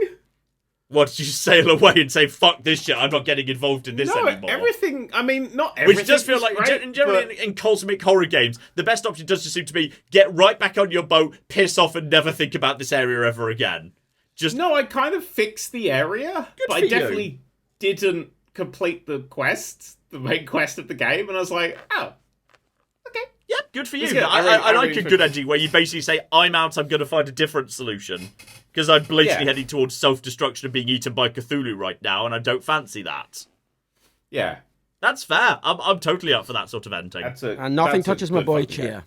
Well, nothing touches your boy? Oh, Chia. Chia's going to be towards the bottom end of the list, but it'll be in my Game of the Year list. Chia got a bit repetitive, though. There were, like, sometimes it was just his do the same thing over and over again. But Chia was small. Great. Yeah. There was a little bit, like, I really enjoyed the exploration of Chia. I love, like, using the map and trying to, like, plot where you were going next and shit. The treasure stuff. Trying to find all the treasure things was so much fun. I 100% at Chia. I fucking loved every second of Chia. I listen to the soundtrack all the time. Chia's fucking banging. Mm-hmm. I love Chia. I don't know what else came out this year. Anyone play Lives of P? I played the demo, and it kind of didn't quite feel like my thing. I played the demo, and I was like, this feels pretty good. And then I started playing the main game, and I went, I fucking love this. They've improved from the demo, very subtly, but in ways that make it feel honestly fucking great. If I had to rank my favourite From Software games... That's not one of them, but okay. Lies of P would enter that list, because it is one of them. It feels like one of them. Yeah, it's a Souls. Yeah, so does so many Souls-likes, because they're just based No, on the they thing. don't. They don't. I've never, like, even Neo, Surge, like, the games that, like, try and ape it and copy it never feel like Souls-like games, but this one does. This one actually feels like an actual From Software game. If I played all of their games, I'd be like, yeah, this is definitely one of them. And then I point at Sekiro and be like, get that shit out of here. That's not one. I didn't enjoy Sekiro. I like Sekiro a lot, but it's kind of like I played it once and I've never gone back to it. I'm going to be honest, the Souls-like game I really enjoyed this year is Lords of the Fallen. I have not played really enjoyed that. It's kind of dumb in a way, and it's got its own bullshit moments, but it got me coming back to it, which not many of them do. I very often hit a wall with Souls-likes pretty quickly, and I went back to that one. I kept thinking about it. I did. Especially as one of the stats is Inferno. Like, would you like to level up your dexterity? I'm not sure. How about your endurance? Maybe. How would you like to level up your intelligence? Okay. Would you like to level up Inferno? Yes! Obviously, I want to level up Inferno. What's the wall you hit with them, John?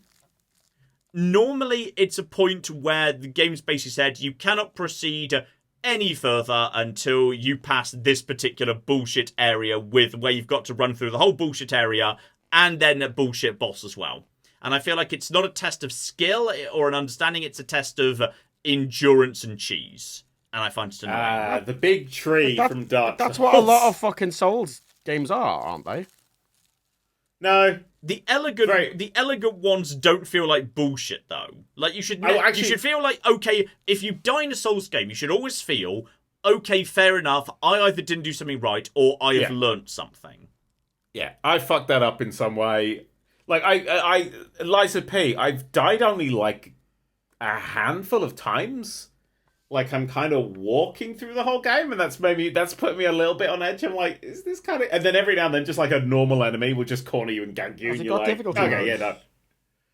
What? Has it got difficulty like settings, or is it all just like set? They I never don't do. think so. These things just don't really ever. Well, do no, that. but that's what I wonder though, because like some of them are adding them now, and obviously a lot of them are going for like hard mode is like the traditional Souls kind of structure. This one I don't think had it. I might, if it does, I'm going to check now because I might be playing it on fucking easy mode. Well, that's what I'm wondering. Yeah, because Good old story mode. They're not called easy anymore. We got rid of easy, normal, and hard some years ago for some reason. Now it's like story, normal, and hardcore or something. story, normal, and fucking. Oh, what was it? What was it? Doom called them? I don't know if that was like if easy had a stigma attached to it, so we all Definitely just did. collectively decided we were going to rename it easy to story. I mean, I think with hardcore gamers TM, it's basically having easy mode is like having easy, normal, hard is like having settings called 3-inch, 6-inch, and 9-inch. Absolutely Like is. they're not going to click 3 or 6. And you know what? No matter how What's accurate Not it only may do be. we have to rename it to like, you know, story and hardcore. They had specifically had a pop-up saying, this is for your second playthrough. This is for if you know the game. This is not the intended experience for your first The playthrough. old Dante Must Die modes in Devil May Cry 1. God, they fucking... You have to beat the game a bunch of times to be unlock it, but then it just... You're like, alright, you're a dickhead, have this. Yeah, Mass Effect 1, I think you could only go up This to isn't like fun. hard, and then there were like 2 difficult stages, but you had to beat each one to unlock the next. Then when they released the Legendary Edition, I think they took that out. I think you could just go straight up to Insanity mode if you wanted to. I've beaten Mass Effect 1 in Insanity mode. It's not even... When you really know the... You know, how the systems work and how to build a character, it's not even that bad, and it just becomes quite enjoyable. All my memories of the Mass Effect, so I've not replayed them for many a year now, is just walking around talking to people in space stations, and that's why I remember them so fondly. And going into elevators and little elevator chats. Little elevator chats. That's the best way to hide a loading screen. Having your 2 little companions with you have a little discussion amongst themselves that tells you about the world and about each other and about the relationships with each other. Yeah, And I take those deeply little love moments. how when they've only just met, like in Mass Effect 1, when Garrus and Tali just meet, Garrus is an absolute dick to Tali. He's basically in a slightly xenophobic way. And in the 3rd game, he actually apologizes to her. If they had that conversation, if they are in an elevator again in Mass Effect 3, Garrus actually apologizes to Tali for what he said to her in the 1st game. And that's the sweetest bloody If he's moment. still alive. The character's They're all like, still I'm alive. really sorry I said that thing to you. It's like, Mass Effect that's 1's so good. nice. I like Mass Effect 1, and then Mass Effect 2 came along and changed basically everything I liked about it, and then I didn't play it. And then everyone Effect says, 2's oh, Mass Effect 2's the amazing. good one. No! Mass Effect No. 2 was the worst of the trilogy, and I will stand by this. I'm not saying it's a bad Absolutely game, it's a wrong. good Mass game. Effect But 3 Mass is the Effect 1 worst. is the best, and Mass Effect 3, though people get hung up on the bad ending, did so much right for, like, wrapping up these characters' stories. I Like remember Mordin when, and Thane and Legion when and Tali, also Mass good. Effect, when Mass Effect 3 came about, and it had a multiplayer mode that you had to play. Yeah, that was bullshit, yeah. And that multiplayer mode had microtransactions. Yeah, I said that that this was was the bullshit. start of single player pay to win, and the was amount bullshit. of comments were like, "That's not going to happen." And look where we are now, motherfuckers! Assassin's Listen Creed. to me. Yeah, okay, fine. Also- That was bullshit, and the ending was bollocks. But like, I never did any of that. I still got an ending. I still got an ending I was fine with. But like most of it, like honestly, I'm almost amazed at how much they didn't fluff wrapping up these characters. Like Mordin, I cried, and Thane, I cried, and Liara wanted to get back together with you if you dated her in the first game, but you dated someone else in the second game. I had to go away and have a cup of tea and discuss this with Claire. This was... No, literally, this actually happened to me. The first time I was playing Mass Effect 3, and you're on Mars for the first time. The first game I dated Liara, and I dated Tali in the second game. Brought my character forward, and Liara was like, do you want to get back together again? I was like, holy fucking shit, what? Just put the controller down, went to have a cup of tea, and said to Claire, my ex is trying to get back together with me, what should I do? Had to provide some Strange context character. thereafter. Only after. Yeah. Only after the furniture started Thinking flying. about it, she was kind of biased when she advised me not to get back together with my ex and stay with my current partner. That was a bias. That she did have a biased perspective on that. Thinking about it, I don't think I finished Mass Effect 3. Well, maybe I did. I remember the shitty endings. But so this I is can't my thing. remember. I played Mass Effect 1. It's too long. It's too I played long. one, It's loved quite it, a and never short played the campaign, others. really. And Citadel is a wonderful bit of... Like, if you care about these characters and you enjoy the universe, Citadel is the best comedy game I've ever played. It's so cooking funny. Online. What's Citadel? It's literally DLC. just like, it's basically all your characters are sitting around and they have a big party and all the characters get to interact with each other in a house party and it's cocky hilarious. And there's also a really dumb, fluffy story about an evil clone shepherd who shows up and is evil and cloney and, like, does the dumb protagonist stuff you do as Shepard in the other games. Like, literally, when he's done gloating to you, he looks at you, stares at you for a second, then says, I should go. And then just walks away like he's just clicked the I should go button in his conversation wheel. It's the best shit. It's so cocky funny. It was also the epilogue, kind of, to the trilogy. Yeah, it's an epilogue, and it's really funny, and it's very sweet, and it's just all the characters are constantly making dumb jokes about the mechanics of the game. It's basically it's a light-hearted comedy, like a little epilogue. It's basically a love letter to the rest of the franchise. But it's also set before the ending. It's set before the ending, yeah. So you can, which is odd for an epilogue. In a way, you can kind of... It works better as an ending than the ending. I think they kind of realised they fucked the ending, and it was so fucked they couldn't really... They could mitigate it slightly, but they couldn't fix it. So they basically just made the pre-ending ending the new proper ending, and it's such a better ending. If you just kind of, like, pretend after Citadel the ending doesn't happen and Shepard, like, dies in the final battle defeating the Reapers, there's like, yeah, that's it. That works. Perfect. Yeah. Don't ignore everything that actually happens in the real ending of Mass Effect 3. Pretend Citadel is the real ending, and it's such a fucking lovely ending to the game. It's just made... The people who wrote it, like, clearly loved these characters, and it's just a love letter to the rest of it. It's great.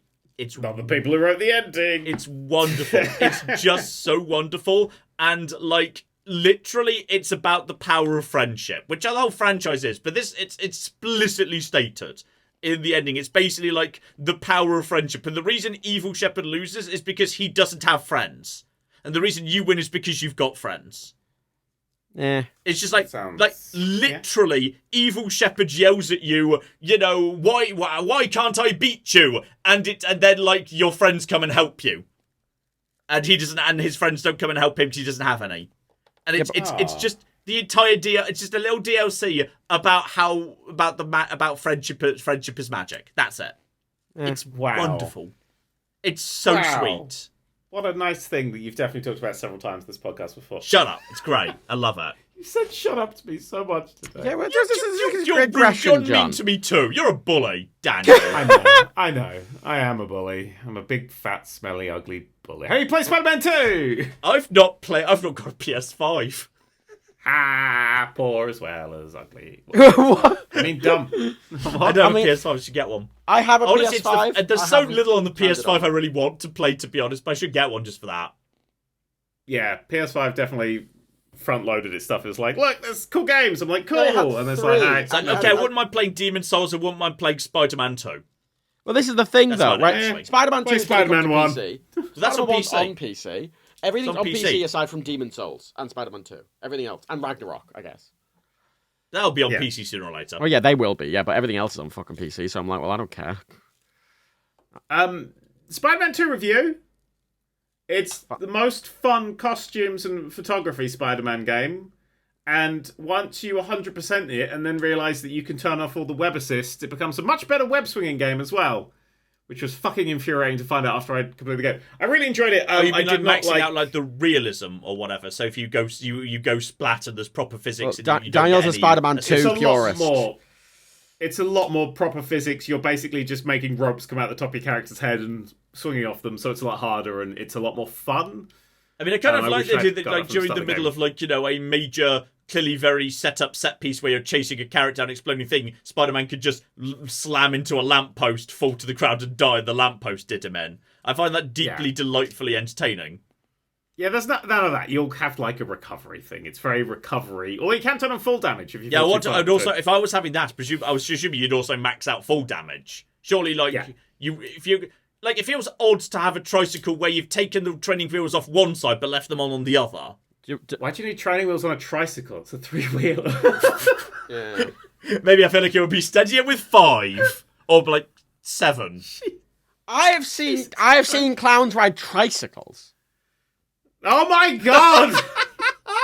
Now that, yes, like a tiny tricycle, like Homer does in The Simpsons. I'm pretty sure. Anyway, the little bicycle trick with the loop-de-loop. I'm pretty sure that's a bicycle, not a tricycle. I think is genuinely a thing of skill. I mean, how would you make a tiny tricycle where the pedals are that small do a loop-de-loop? That seems impossible to me.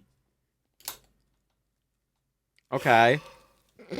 I mean, surely, the joke seems to be Homer's incompetent because he can't do the loop-de-loops. Like, I don't know how you would do that loop-de-loop. Are you okay, honestly, Homer? that's a high skills thing. It's almost as if it's a cartoon.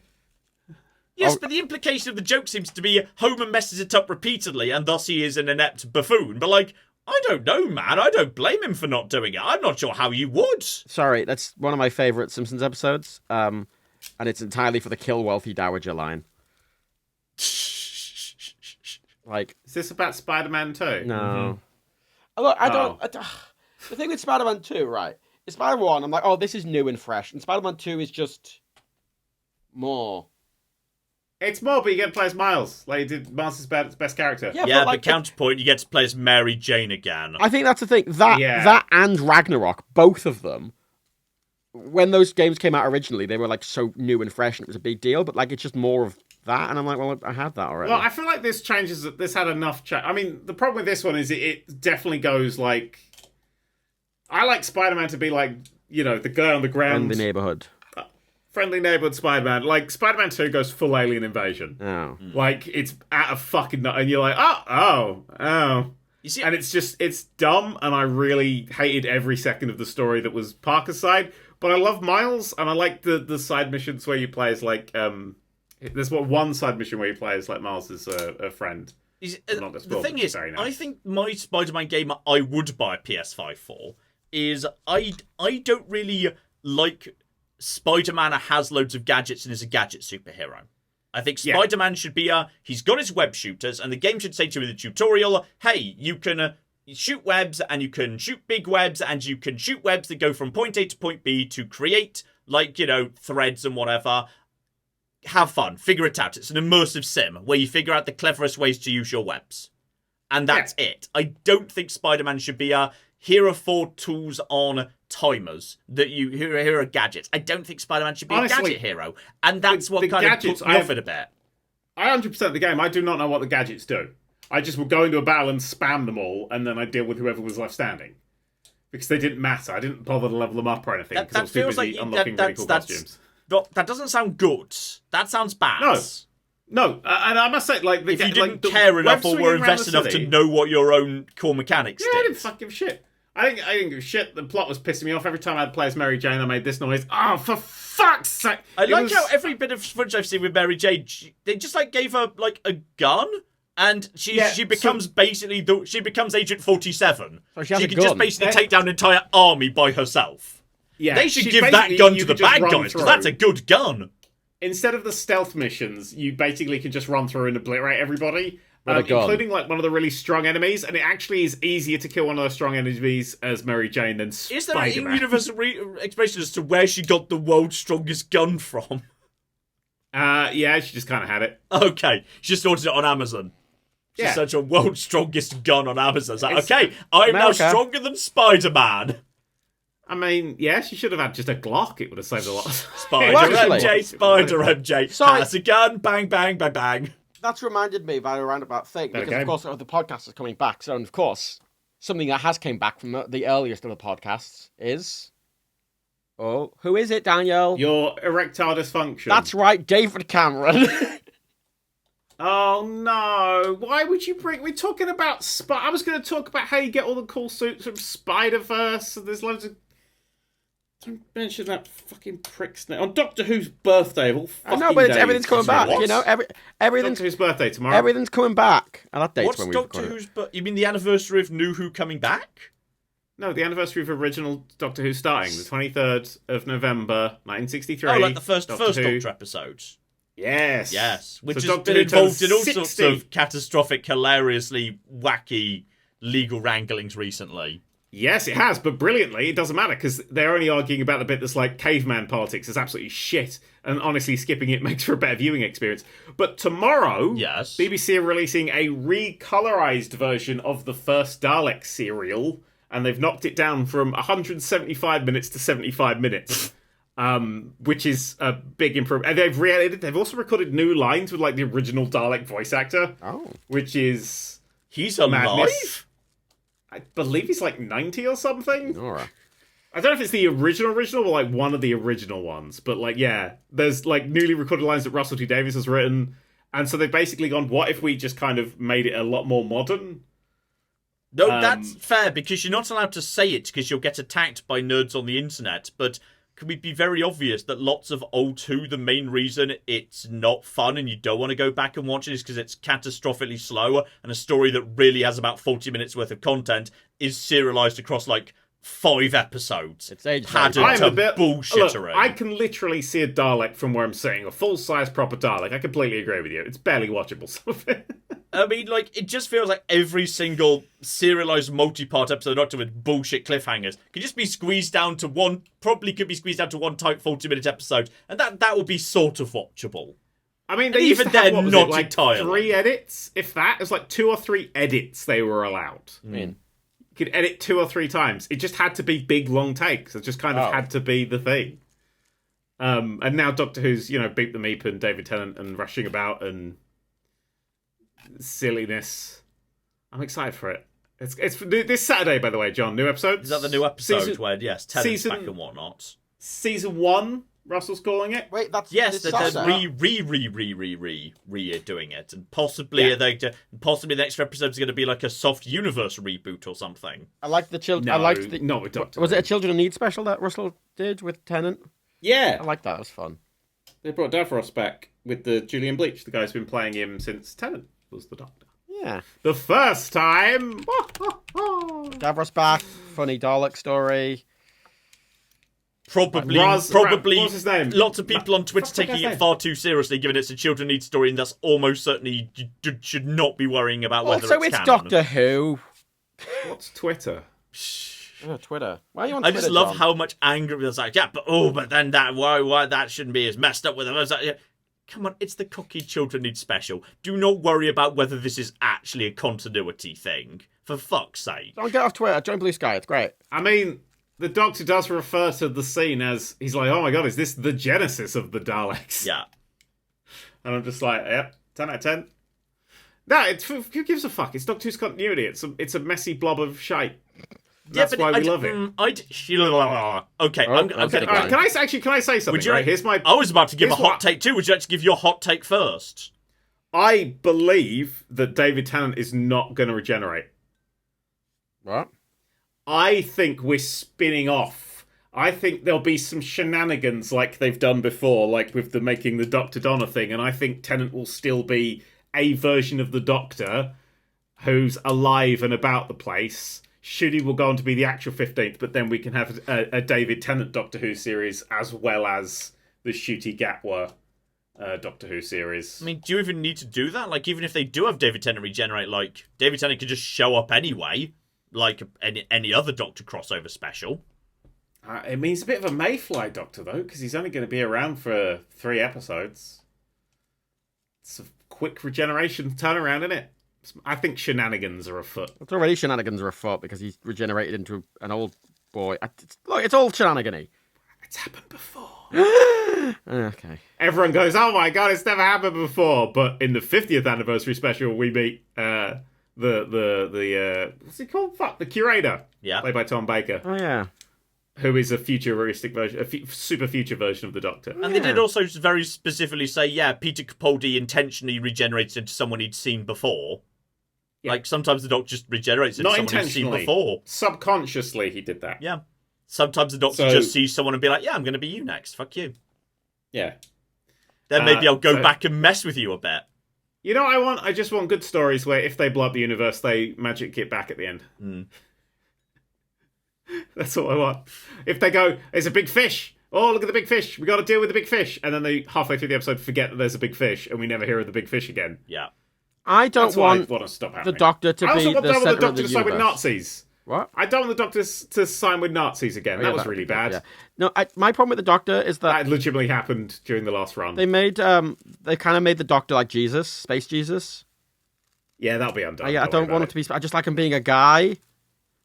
I don't think it'll be undone, but I think it'll be maybe. It becomes an maybe. Shrek did this as well, where I think Picard's the most people important person in the generally universe. all remember well and love Christopher Eccleston's run. It was because that begins with them basically saying, right, all that other shit that happened before, irrelevant. Literally all you need to know is there's been a fucking great war. The Doctor is kind of struggling with that fact, and everything else can just be introduced as it's necessary. You do not need to know anything. Basically, we've tossed all the convoluted bullshit nonsense in a bin, and we're starting again from scratch. And mostly we stuck with that for 4 seasons, the entire original RTD run. Stuff comes back, but it gets introduced one by one, we get the information we need to, and then along comes Moffat to make everything needlessly, stupidly overcomplicated and wanky, and constantly promising an exciting, sexy thing's going to happen next series, and then not bothering to resolve the thing that happened the last series, and it gets into an absolute cocking mess, and then Chibnall comes along, and even more cocking nonsense happens, and stuff that's previously been established just gets ignored. No! Why are you making more bullshit? Stop making it bullshittier. I like Moffat. I know, and you like Matt Smith. I like lots of individual episodes of... I like Matt Smith, and I like lots of individual episodes of Moffat, but he just kept adding more and more bullshit onto the pile of bullshit, with the promise the next series was going to, reveal the secret behind the bullshit. Then it didn't. It just put more bullshit onto the bullshit. Then it got to the end and didn't bother explaining anything. I mean, Chibnall's run had an episode where Jodie sided with Amazon over the Amazon workers, so... Yeah. Let's just... And also said that putting a spider that was slowly suffocated to death out of its misery was evil. That was the point. That's literally the point I stopped watching. The point where she was opposed to euthanasia of suffering creatures. So did you not watch... That was the first of her seasons, right? Yeah, that was her very first season. There's an episode... The first episode of her second season, it's a 2-parter, so the second part of it, the Master has sided with the Nazis and because they're in the war for some reason. He's back now, no reason. He's back and angry for no reason whatsoever. Yeah. And the Master sided with the Nazis and stuff, and Jodie beats them and kind of outs him as a spy and says, "You're a British spy, ha ha ha ha," and has won. And the Doctor has won, and the Doctor has beaten the Master, and he's kind of sending Nazis after him, and you go, And then, after that moment, the Doctor sonic screwdrivers the fucking Master and goes, now they're going to see your real face. Because he's of colour now. And so basically, the Doctor, after winning, was like, well, that's going to suck for you here. I'm going to make you fucking brown so you even have a worse time with all of the Nazis. That's not the only time she sides with Nazis. Doctor has a special place in my mind just because most series, eventually just fall out of them a little bit and I get a bit behind. I don't remember to catch up. Doctor is one of those rare series where literally I just watched an episode that I hated so much and just found so wrong-headed. I just said, no, I'm done. Sorry, what do you mean that's not the first time she sided with Nazis? Capaldi's run. Arachnids in the UK was episode was just so wrong-headed where Doctor's like, no, I'm taking the firm moral principle that... mercifully and quickly putting down animals in pain is a moral evil. There's no, done with you. I cannot be dealing with this. Goodbye. I mean, I gave up during Capaldi's run. What the fuck is wrong with you? I gave up during Capaldi's run because which episode completely pissed you off? podcast. Was it Kill the Moon? No, I didn't get that far. It was Caretaker. Wait, was Kill the Moon the one where the moon's an egg? Yeah, I think that's after the one I gave. It was Forest of the Night I stopped watching. Yeah. And I think I came back for Caretaker and I went, I just don't like this show at the moment. And I stopped watching. But Forest of the Night is fucking terrible. Yeah, I tried with Caretaker's just got something going on under the surface that I find deeply uncomfortable. Because that's the episode where he's the caretaker at the school, right?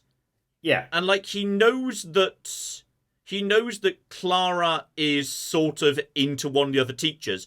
And he assumes it's the white guy. And he also assumes that the not white guy isn't very smart and must teach PE. And why are you making those assumptions, Doctor? That's kind of... But it's fine. A few episodes later, he punches a racist in the face. That's a weird thing to have written the Doctor assuming. The Jodie killed a TARDIS just for fun. Yeah. In a clever reveal. Aha! I tricked you. I'm killing a TARDIS. What? Oh my god. Literally, so many bits of this Right. Actually, did we ever find out what happened to the TARDIS in The Lodger? Because there was just a TARDIS upstairs in the Doctor's house. It was something to do with the silence or something. It's based on another story. There was definitely just a TARDIS upstairs in his house, and then it just went away. It was never mentioned again. I don't think it was a TARDIS. I think it was a ship. But I think the silence had that ship there to do silency things, and they had landed there and overtaken. Yeah, Moffat really never bothered explaining anything. There's a lot of stuff he snuck in there. No, Stephen Moffat, what is it? The mystery Very box. clever. He's like, oh, do you want to see what's in the box? Oh, you want to see what's in the box? What's in the box? Pile of Stephen bullshit Moffat, just what's in keeps the box? getting bigger, and then eventually he just pisses off and leaves a pile of bullshit behind him. Like with Sherlock. Yes! I don't like Moffat. You know what Moffat's next show is? I don't... Oh, God, what have they let him ruin now? Well, he did The Time Traveler's Wife, which was really good. I really like Stephen Moffat. I know, you've met him. Fucking... I like Moffat. I think he's the reason I do writing. Like, I'm a writer because of him. Yeah, and he also can we write invited good Sherlock individual from episodes. He can write good short stories. He can write good isolated bits and pieces. But he should not be allowed to write multi-series arcs. He comes up with some fucking cracking monsters. Yeah, no, I think But he needs somebody to stand over his shoulder and slap his hands away from the keyboard occasionally. Like George Lucas. Well, his next show is about a newsreader who gets done for cancel culture. And that's not a good sign. I don't want to know Stephen Moffat's opinions on cancel culture. That's worrying. I don't want that to happen. I mean, that doesn't seem on the plus side, that's going to be the best H Bomber Guy video. Holy fuck! I'm looking forward to that. Oh yeah, wait, no, I remember that guy. Yeah. Yeah. Well, Stephen Moffat is many things, and I don't care about him. And I didn't like anything he did aside from the episodes he just wrote on his own. We can all agree what the best thing he ever wrote was, though, right? Link? The Tintin movie. Not seen that. Which one? The animated one. The animated. There's so many animated Tintin movies. That does not narrow it down. The animated one, the Steven Spielberg... The recent, more CGI-ish one. Produced by Peter Jackson, written by Edgar Wright and Stephen Moffat one. Oh. That one. I'm going to be honest, I'm not super into Tintin, so this just kind of passed me by. There's a new Tintin game if you're into Tintin. No, fuck Tintin. Not fuck Tintin. The Tintin, what was it called? I can't remember. The Adventures of Tintin? The unicorn, the something unicorn. Tintin in the Congo. Oh, no, maybe not. Oh, hang on. Tintin in the America. Oh, not that one either. Oh, my God. Oh, God. There's a lot of these that don't look like they've aged well, guys. What is it? It was just called The Adventures of Tintin. Fuck's sake. Yeah, it came out it was recent. 2011. Okay, it's 12 years old. It's the best film. It's the best Indiana Jones film. It's the best adventure film. If you've not seen The Adventures of Tintin, the slightly CGI'd over people's faces kind of weird, mixed, weird, strange looking thing, you need to see it. It is the best Indiana Jones film. It's directed by Steven Spielberg. I'm sorry. It's better than Sorry. Indiana Last Jones. Crusade is one of the best films ever made. I'm not gonna. Okay, not even the best one. But it's Spielberg got together, directed it, and the screenplay was written by Stephen Moffat, Edgar Wright, and Joe Cornish, who writes the fucking Cornetto trilogy and shit like that, and fucking Attack the Block. Oh, Attack the Block. Remember Attack the Block? Did he write the Cornetto trilogy, or was that Simon Pegg? I can never remember which way around. I mean, I will give you. I'm just very quickly acclimatizing myself to the Tintin lore, and I will say he was ahead of his time. One of the stories that was written in 1950 is about wars in the Middle East over the oil supply.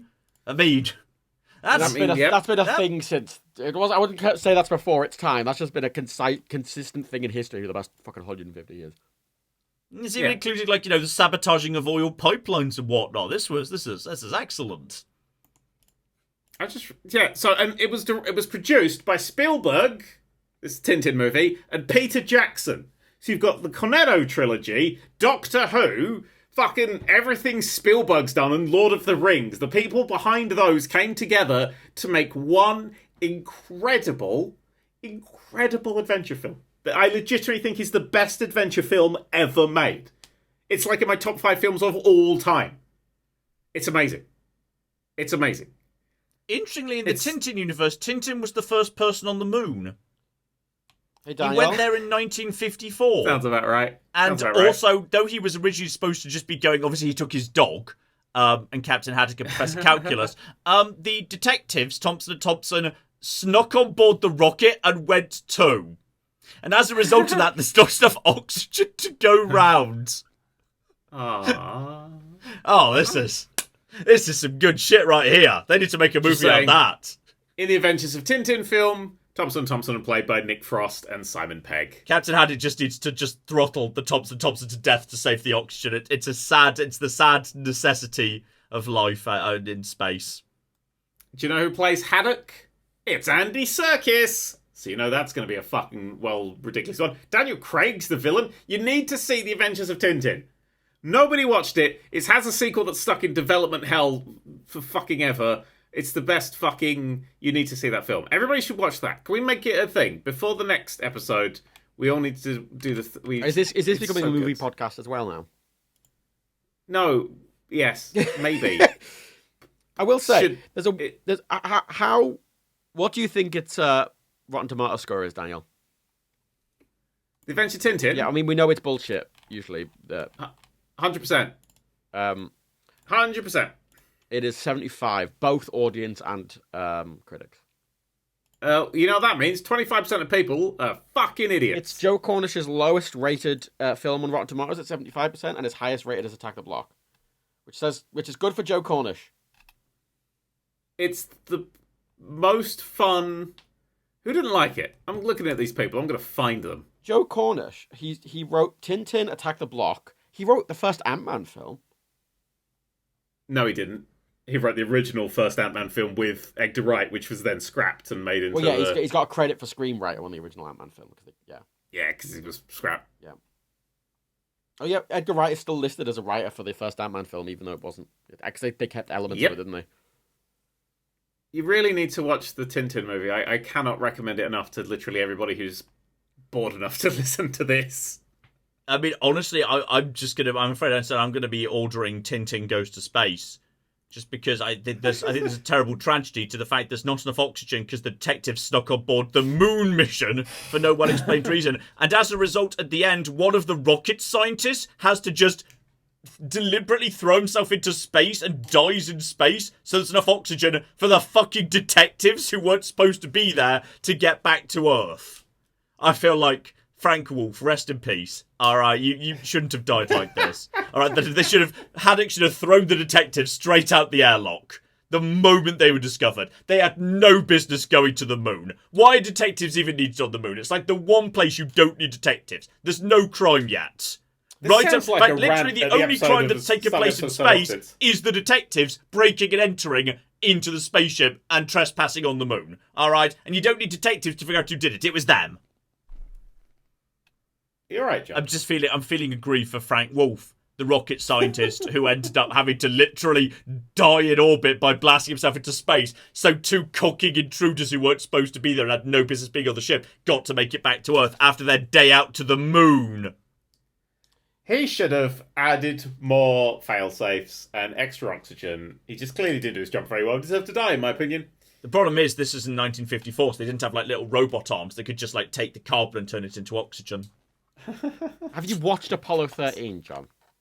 Yes, I love Apollo 13. Do you remember that scene? And as I understand it, like you have to take you can't take lots of spare like stuff because every single pound matters. So you take as little as you can. Mm. That's right, yeah, presumably. Maybe it's less so today, but back in those days, like every single pound mattered. So you took the absolute bare minimum. Did you say not so much today? Well, I don't know. I assume like technology's advanced a bit. We got rid of gravity. Yeah, we did that. Well, we got rid of gravity. I assume maybe we've got a bit more flexibility today. Yeah, Elon makes all the rockets now. They're basically big fireworks. We send astronauts up into the space station with a bit of fun stuff to mess around with and shit. Like it's not quite so much hey. This is a life or death. Let's see if the maths works out thing. It's a bit more day to day. Quite recently, the International Space Station ran out of oxygen because there were two detective stowaways on board, and so one of the scientists had to throw needed to himself be out. there. There was space crime. There must have been some space crimes in the meantime. There weren't in Starfield. Everyone's so fucking nice. Oh. As a ranger, can you be a police person in Starfield? Can you just go about like solving crimes, or is that just... No, you have to solve a big conspiracy thing. It's one of the missed opportunities to my mind is when you sign up to be the UC Vanguard, i.e. you're just like, being a first responder in the UC, you get immediately pulled into a big conspiracy, and that's what it's all about. And when you join the Freestyle Rangers, you don't just get to go around being a space police person dealing with, flashing the badge and solving small problems. Instead, you immediately get drawn into a big different conspiracy and have to go and sort that out. And they're actually, they're fun, they're well written. I quite enjoy doing these missions, but I just kind of wish, I got to do a little bit more moseying about, doing some day-to-day work as a Vanguard or a Ranger, rather than immediately getting pulled into a big conspiracy. So just protagonistitis. Yeah, kind of. There's definitely an element to which you get, it doesn't feel quite as egregious as Skyrim. Like in Skyrim where, the representative of a guild just kind of picks you out of the crowd and says, hey, you should come and try being a thief right here. How about you steal something and I'll show you where our thieves' headquarters is? I feel like it was the most egregious in Skyrim. It's not quite that bad. But there's definitely an element of protagonist syndrome going on. Well, there's no other way to structure the fucking game otherwise, is there, I suppose?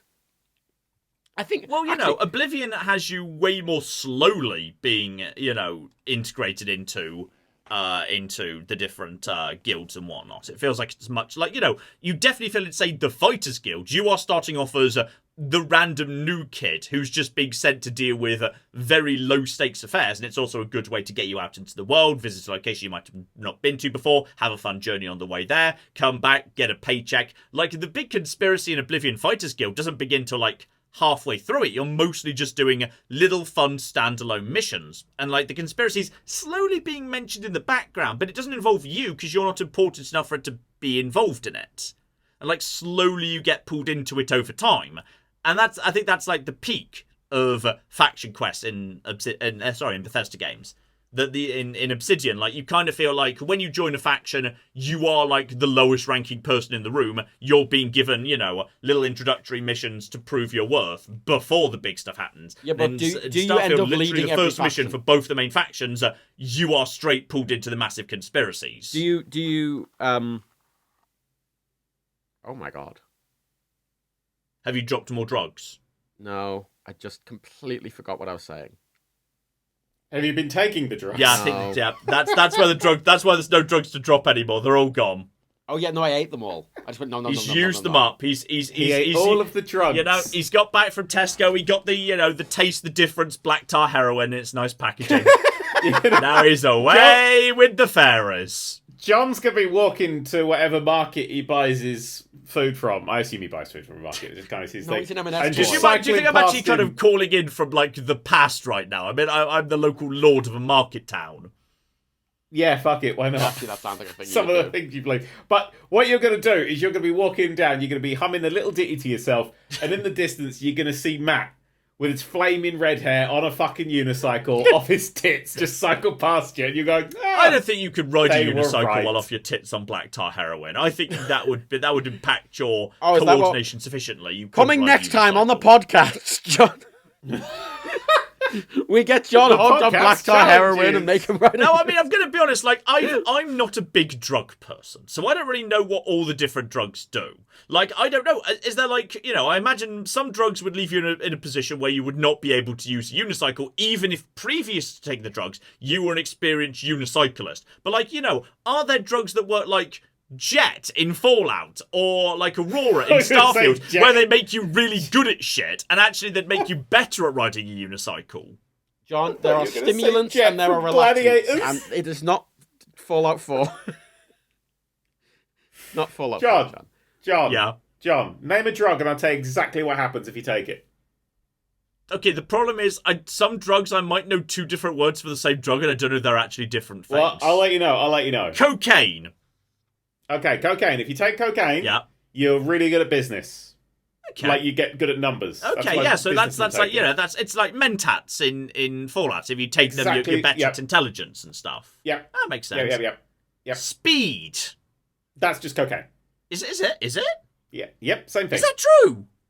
Yeah, just in a different way. So snorting it's a pill. The problem is I don't know whether you're just saying this or not. I don't know. Matt, can you verify these things? Can you be my fact checker live and just say true or false to anything Dan says? It's easier that way. Matt, just say true. It's great. John, ask for another one. Heroin. So heroin, right? That's the cocaine, but you inject it into yourself. Okay, now I know you're not being correct. Well, no, actually, it is still made from the same base materials. Like all drugs, just basically the same sort of thing, basically just slightly differently done. Speed is not cocaine. Oh my god, of course it's not fucking cocaine! Meth. It's a bit. We're doing a bit. Yeah, but it's not that much of a bit if you're just confusing cocaine We're doing a bit. Meth. The bit is John knows nothing about the world outside his fucking ivory tower. I don't feel bad about not knowing much about drugs. I'm fine with not knowing much about drugs. You went to university! Yeah, and I hung out with lots of people who did lots of drugs. They were lovely people. It just wasn't my scene. I never saw a single drug at university. I saw so many drugs at university. Yeah, but that's what I mean. That's exactly the thing, John. So, surely you get some knowledge just via fucking osmosis. Mm-hmm. I don't know. I was just happy with large amounts of alcohol. I never really felt the need for anything else. I'm not saying you need drugs. I'm saying that I'm sure you would have got some information just from being around people doing drugs, regardless of whether you're doing drugs. I'm not doing drugs. They were doing drugs. I didn't want to ask questions. It was fine. I used to do charity work for children. I did charity drugs. I said just cocaine to raise money. I did charity work for children who were from really poor backgrounds and had gone through some shit, and I kind of learned everything dealing with those kids and kind of the things that they had seen. You dealt the kids drugs? I didn't deal the kids drugs. No, the parents and stuff were the drug people normally, and the kids were sort of the thing of that. So it was like a thing where I could help out with the kids. This is true. This is a bit. No, he's not doing thing I did. That's how I learned. I know this is true. Matt knows it's true. I used to. That sounds very heavy and dark. I would have thought they'd want a professional with some qualifications to deal with this. This is why there were so many fucking clowns on unicycles down in Essex, John. They need something to distract them. It's because, when I was at school, I lost a few friends to things like drugs and stuff like that. A few of my school... And illness, bizarrely. I had a lot of people die. Someone's, sister got abducted and killed because of drugs and stuff like that. There was a load of stuff like that happened. And so I was I kind of want to, mentor some kids through this thing. That's very noble. Yeah. Also, you get loads of demo drugs. I took all the demo drugs. I was right, so what happens if you take speed? Way! So I learned it all that way. That's almost all true. One half of that's true, one half's false, and we'll never know which it is. Thanks, Garak. It's me! I am the Clothier. Oh my god. What? Do you want to try that again? I thought you just dropped more drugs there. I thought you did as well. No, if I dropped more drugs, it would have went... Not... Oh my god. I guess it depends what form... were the drugs, in, a little powdery thing, and thus it's very hard to get them back in the jar, or are they already pre-wrapped in, so it's very easy to put them back in the jar? I ground them. Yeah. They were ground, you know when you buy dry... so you've lost some to the carpet, you're going to have to hoover it up. That's not so good. It's like I spilled dry basil on the floor. Well, it depends. Is this a hard floor or is it carpet? Matt, when you were around my house the other day and you made pizza and you put what you called magic basil on mine and then I couldn't sleep for 3 weeks, that wasn't drugs, was it? Oh, it was definitely drugs and poison. I'm admitting to a crime live on air. We're live? Was this carpet or hard floor beneath you there, Matt? Hard floor. Okay, so it's not so bad. But actually, do it's drugs still on me. The same rules as food? If you drop something on the floor, it's I don't want to do these drugs now. They've been on the floor. I don't know. 5-second rule, you just get on the floor. Well, I don't know. I just kind of assumed that, you don't want to leave it there in case your cat comes along and eats all your drugs. That would be bad. I don't have a cat. First of all, B, it's built on me. It's built on my chair. Not since it died from that overdose. It's expensive. Ted got exposed to marijuana once, and that was really bad. How? Oh. Because one of the areas we walk in, sometimes some kids do drugs, and there's the odd little leftover, butt, a little bit at the end is just left, and we think he got exposed. And we think he got. Sorry, I thought you meant the kid exploded. It's just their butts left. Whatever, like, like the little paper thing that the drugs are in. I don't fucking know all the names. But, like, there was still a little bit of something going on. And you know they're there because sometimes you can smell a bit of, like, cannabis in the air if they've been there recently. Oh, they've been doing the wacky backy here, lads. Quick! It's been a nice the old devil's lettuce. So we walked Ted there. But at some point we think, he got back from a walk and he started trembling and drooling, like, really aggressive, and he couldn't stop. We had to take him to, like, the hospital. We had to take him to hospital. And they said the most likely candidate was he'd absorbed a small amount of drugs, but dogs are really sensitive to marijuana. Like, the tiniest bit of marijuana, they can have a really negative reaction to. And he had to stay in most of the evening being given, what was it? They gave him something to help flush his system. Charcoal. Activated charcoal. He had to be given a load of activated charcoal to help, like, flush his system and, like, neutralise the drugs. Good job, Daniel. Even the tiniest bit of drugs can really mess up a dog. Yeah. So, is this where you got your idea of the spacesuit that absorbs things through its feet? Because it's the power your dog has. I would assume my dog just snuffling around just, like, ate a tiny little bit of drugs that then dropped or something. But that, or it was a type of mushroom. They said the most likely candidate was exposure to marijuana. So, yeah, are you aware Ted has a drug problem. That's basically just like patch notes for Dwarf Fortress when the cats started getting, like, overdosing on alcohol because it was like stepping through it and licking it off their paws and stuff like that. So, yeah, poor old Ted did indeed have a run-in with drugs. Just so you know, if you're a dog. Goodness.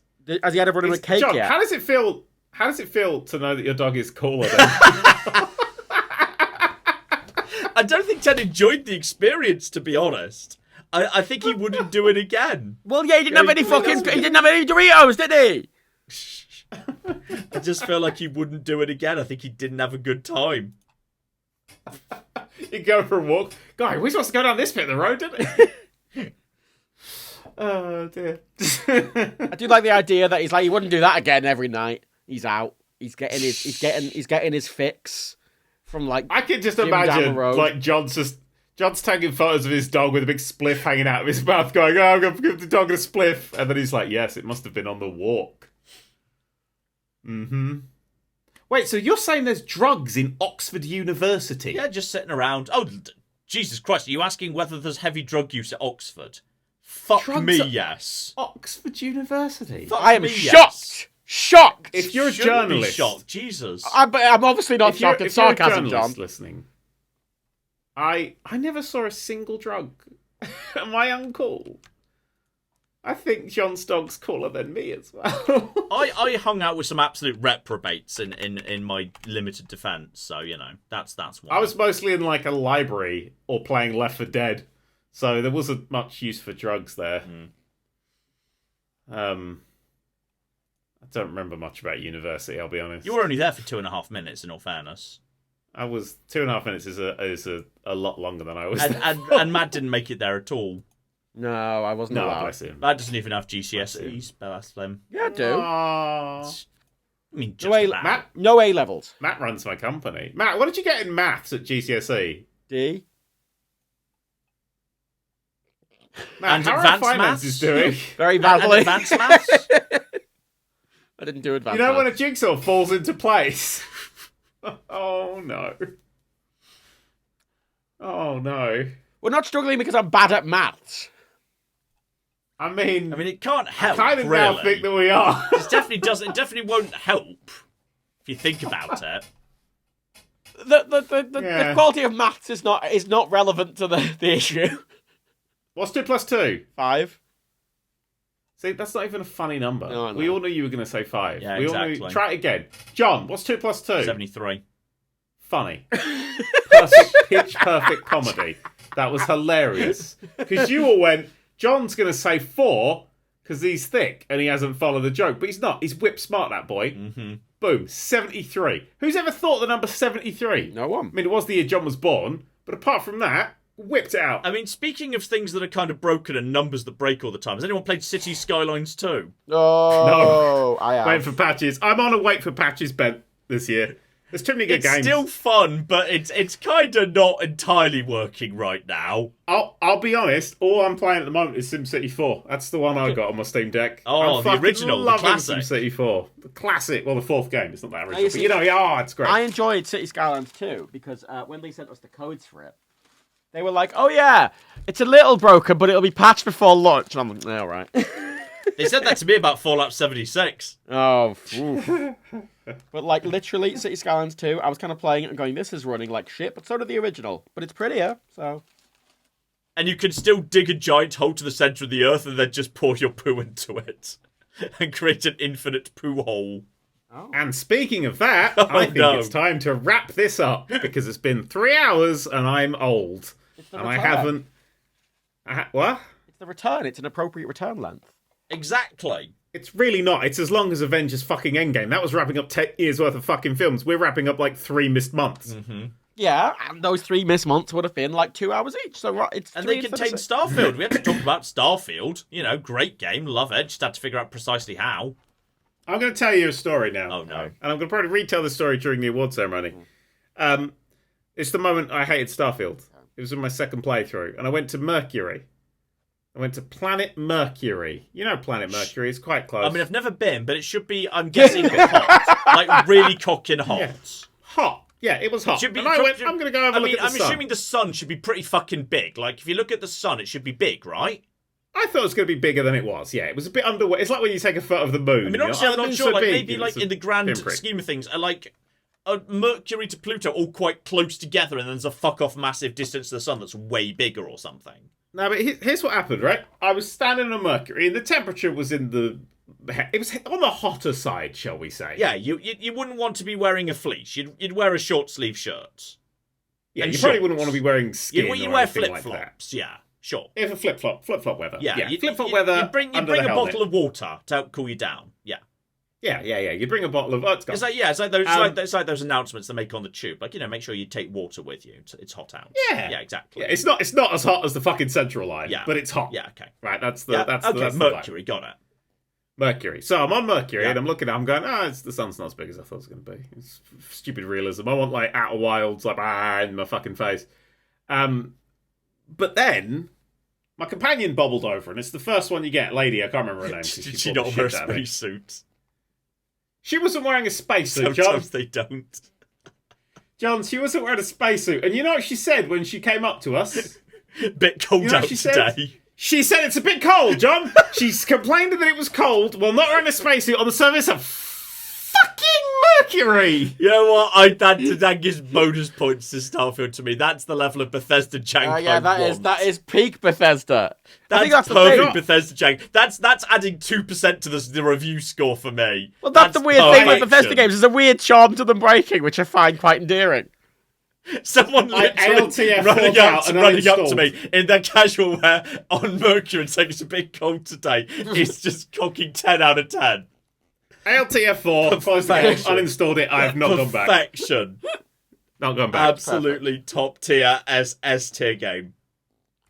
I just like the thing is, I like a bit of Bethesda jank. I just don't like it when it breaks the entire fucking game like it does in Skyrim a lot.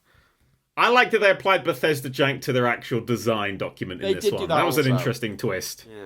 Yeah. Anyway, I'll wrap this up because someone's yawning and I need a shit. Yeah. And that's always a good time to end anything.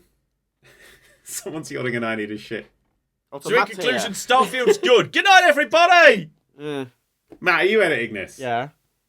Oh, good. So, Starfield's awful. Don't listen to John. Bye, everybody. Bye.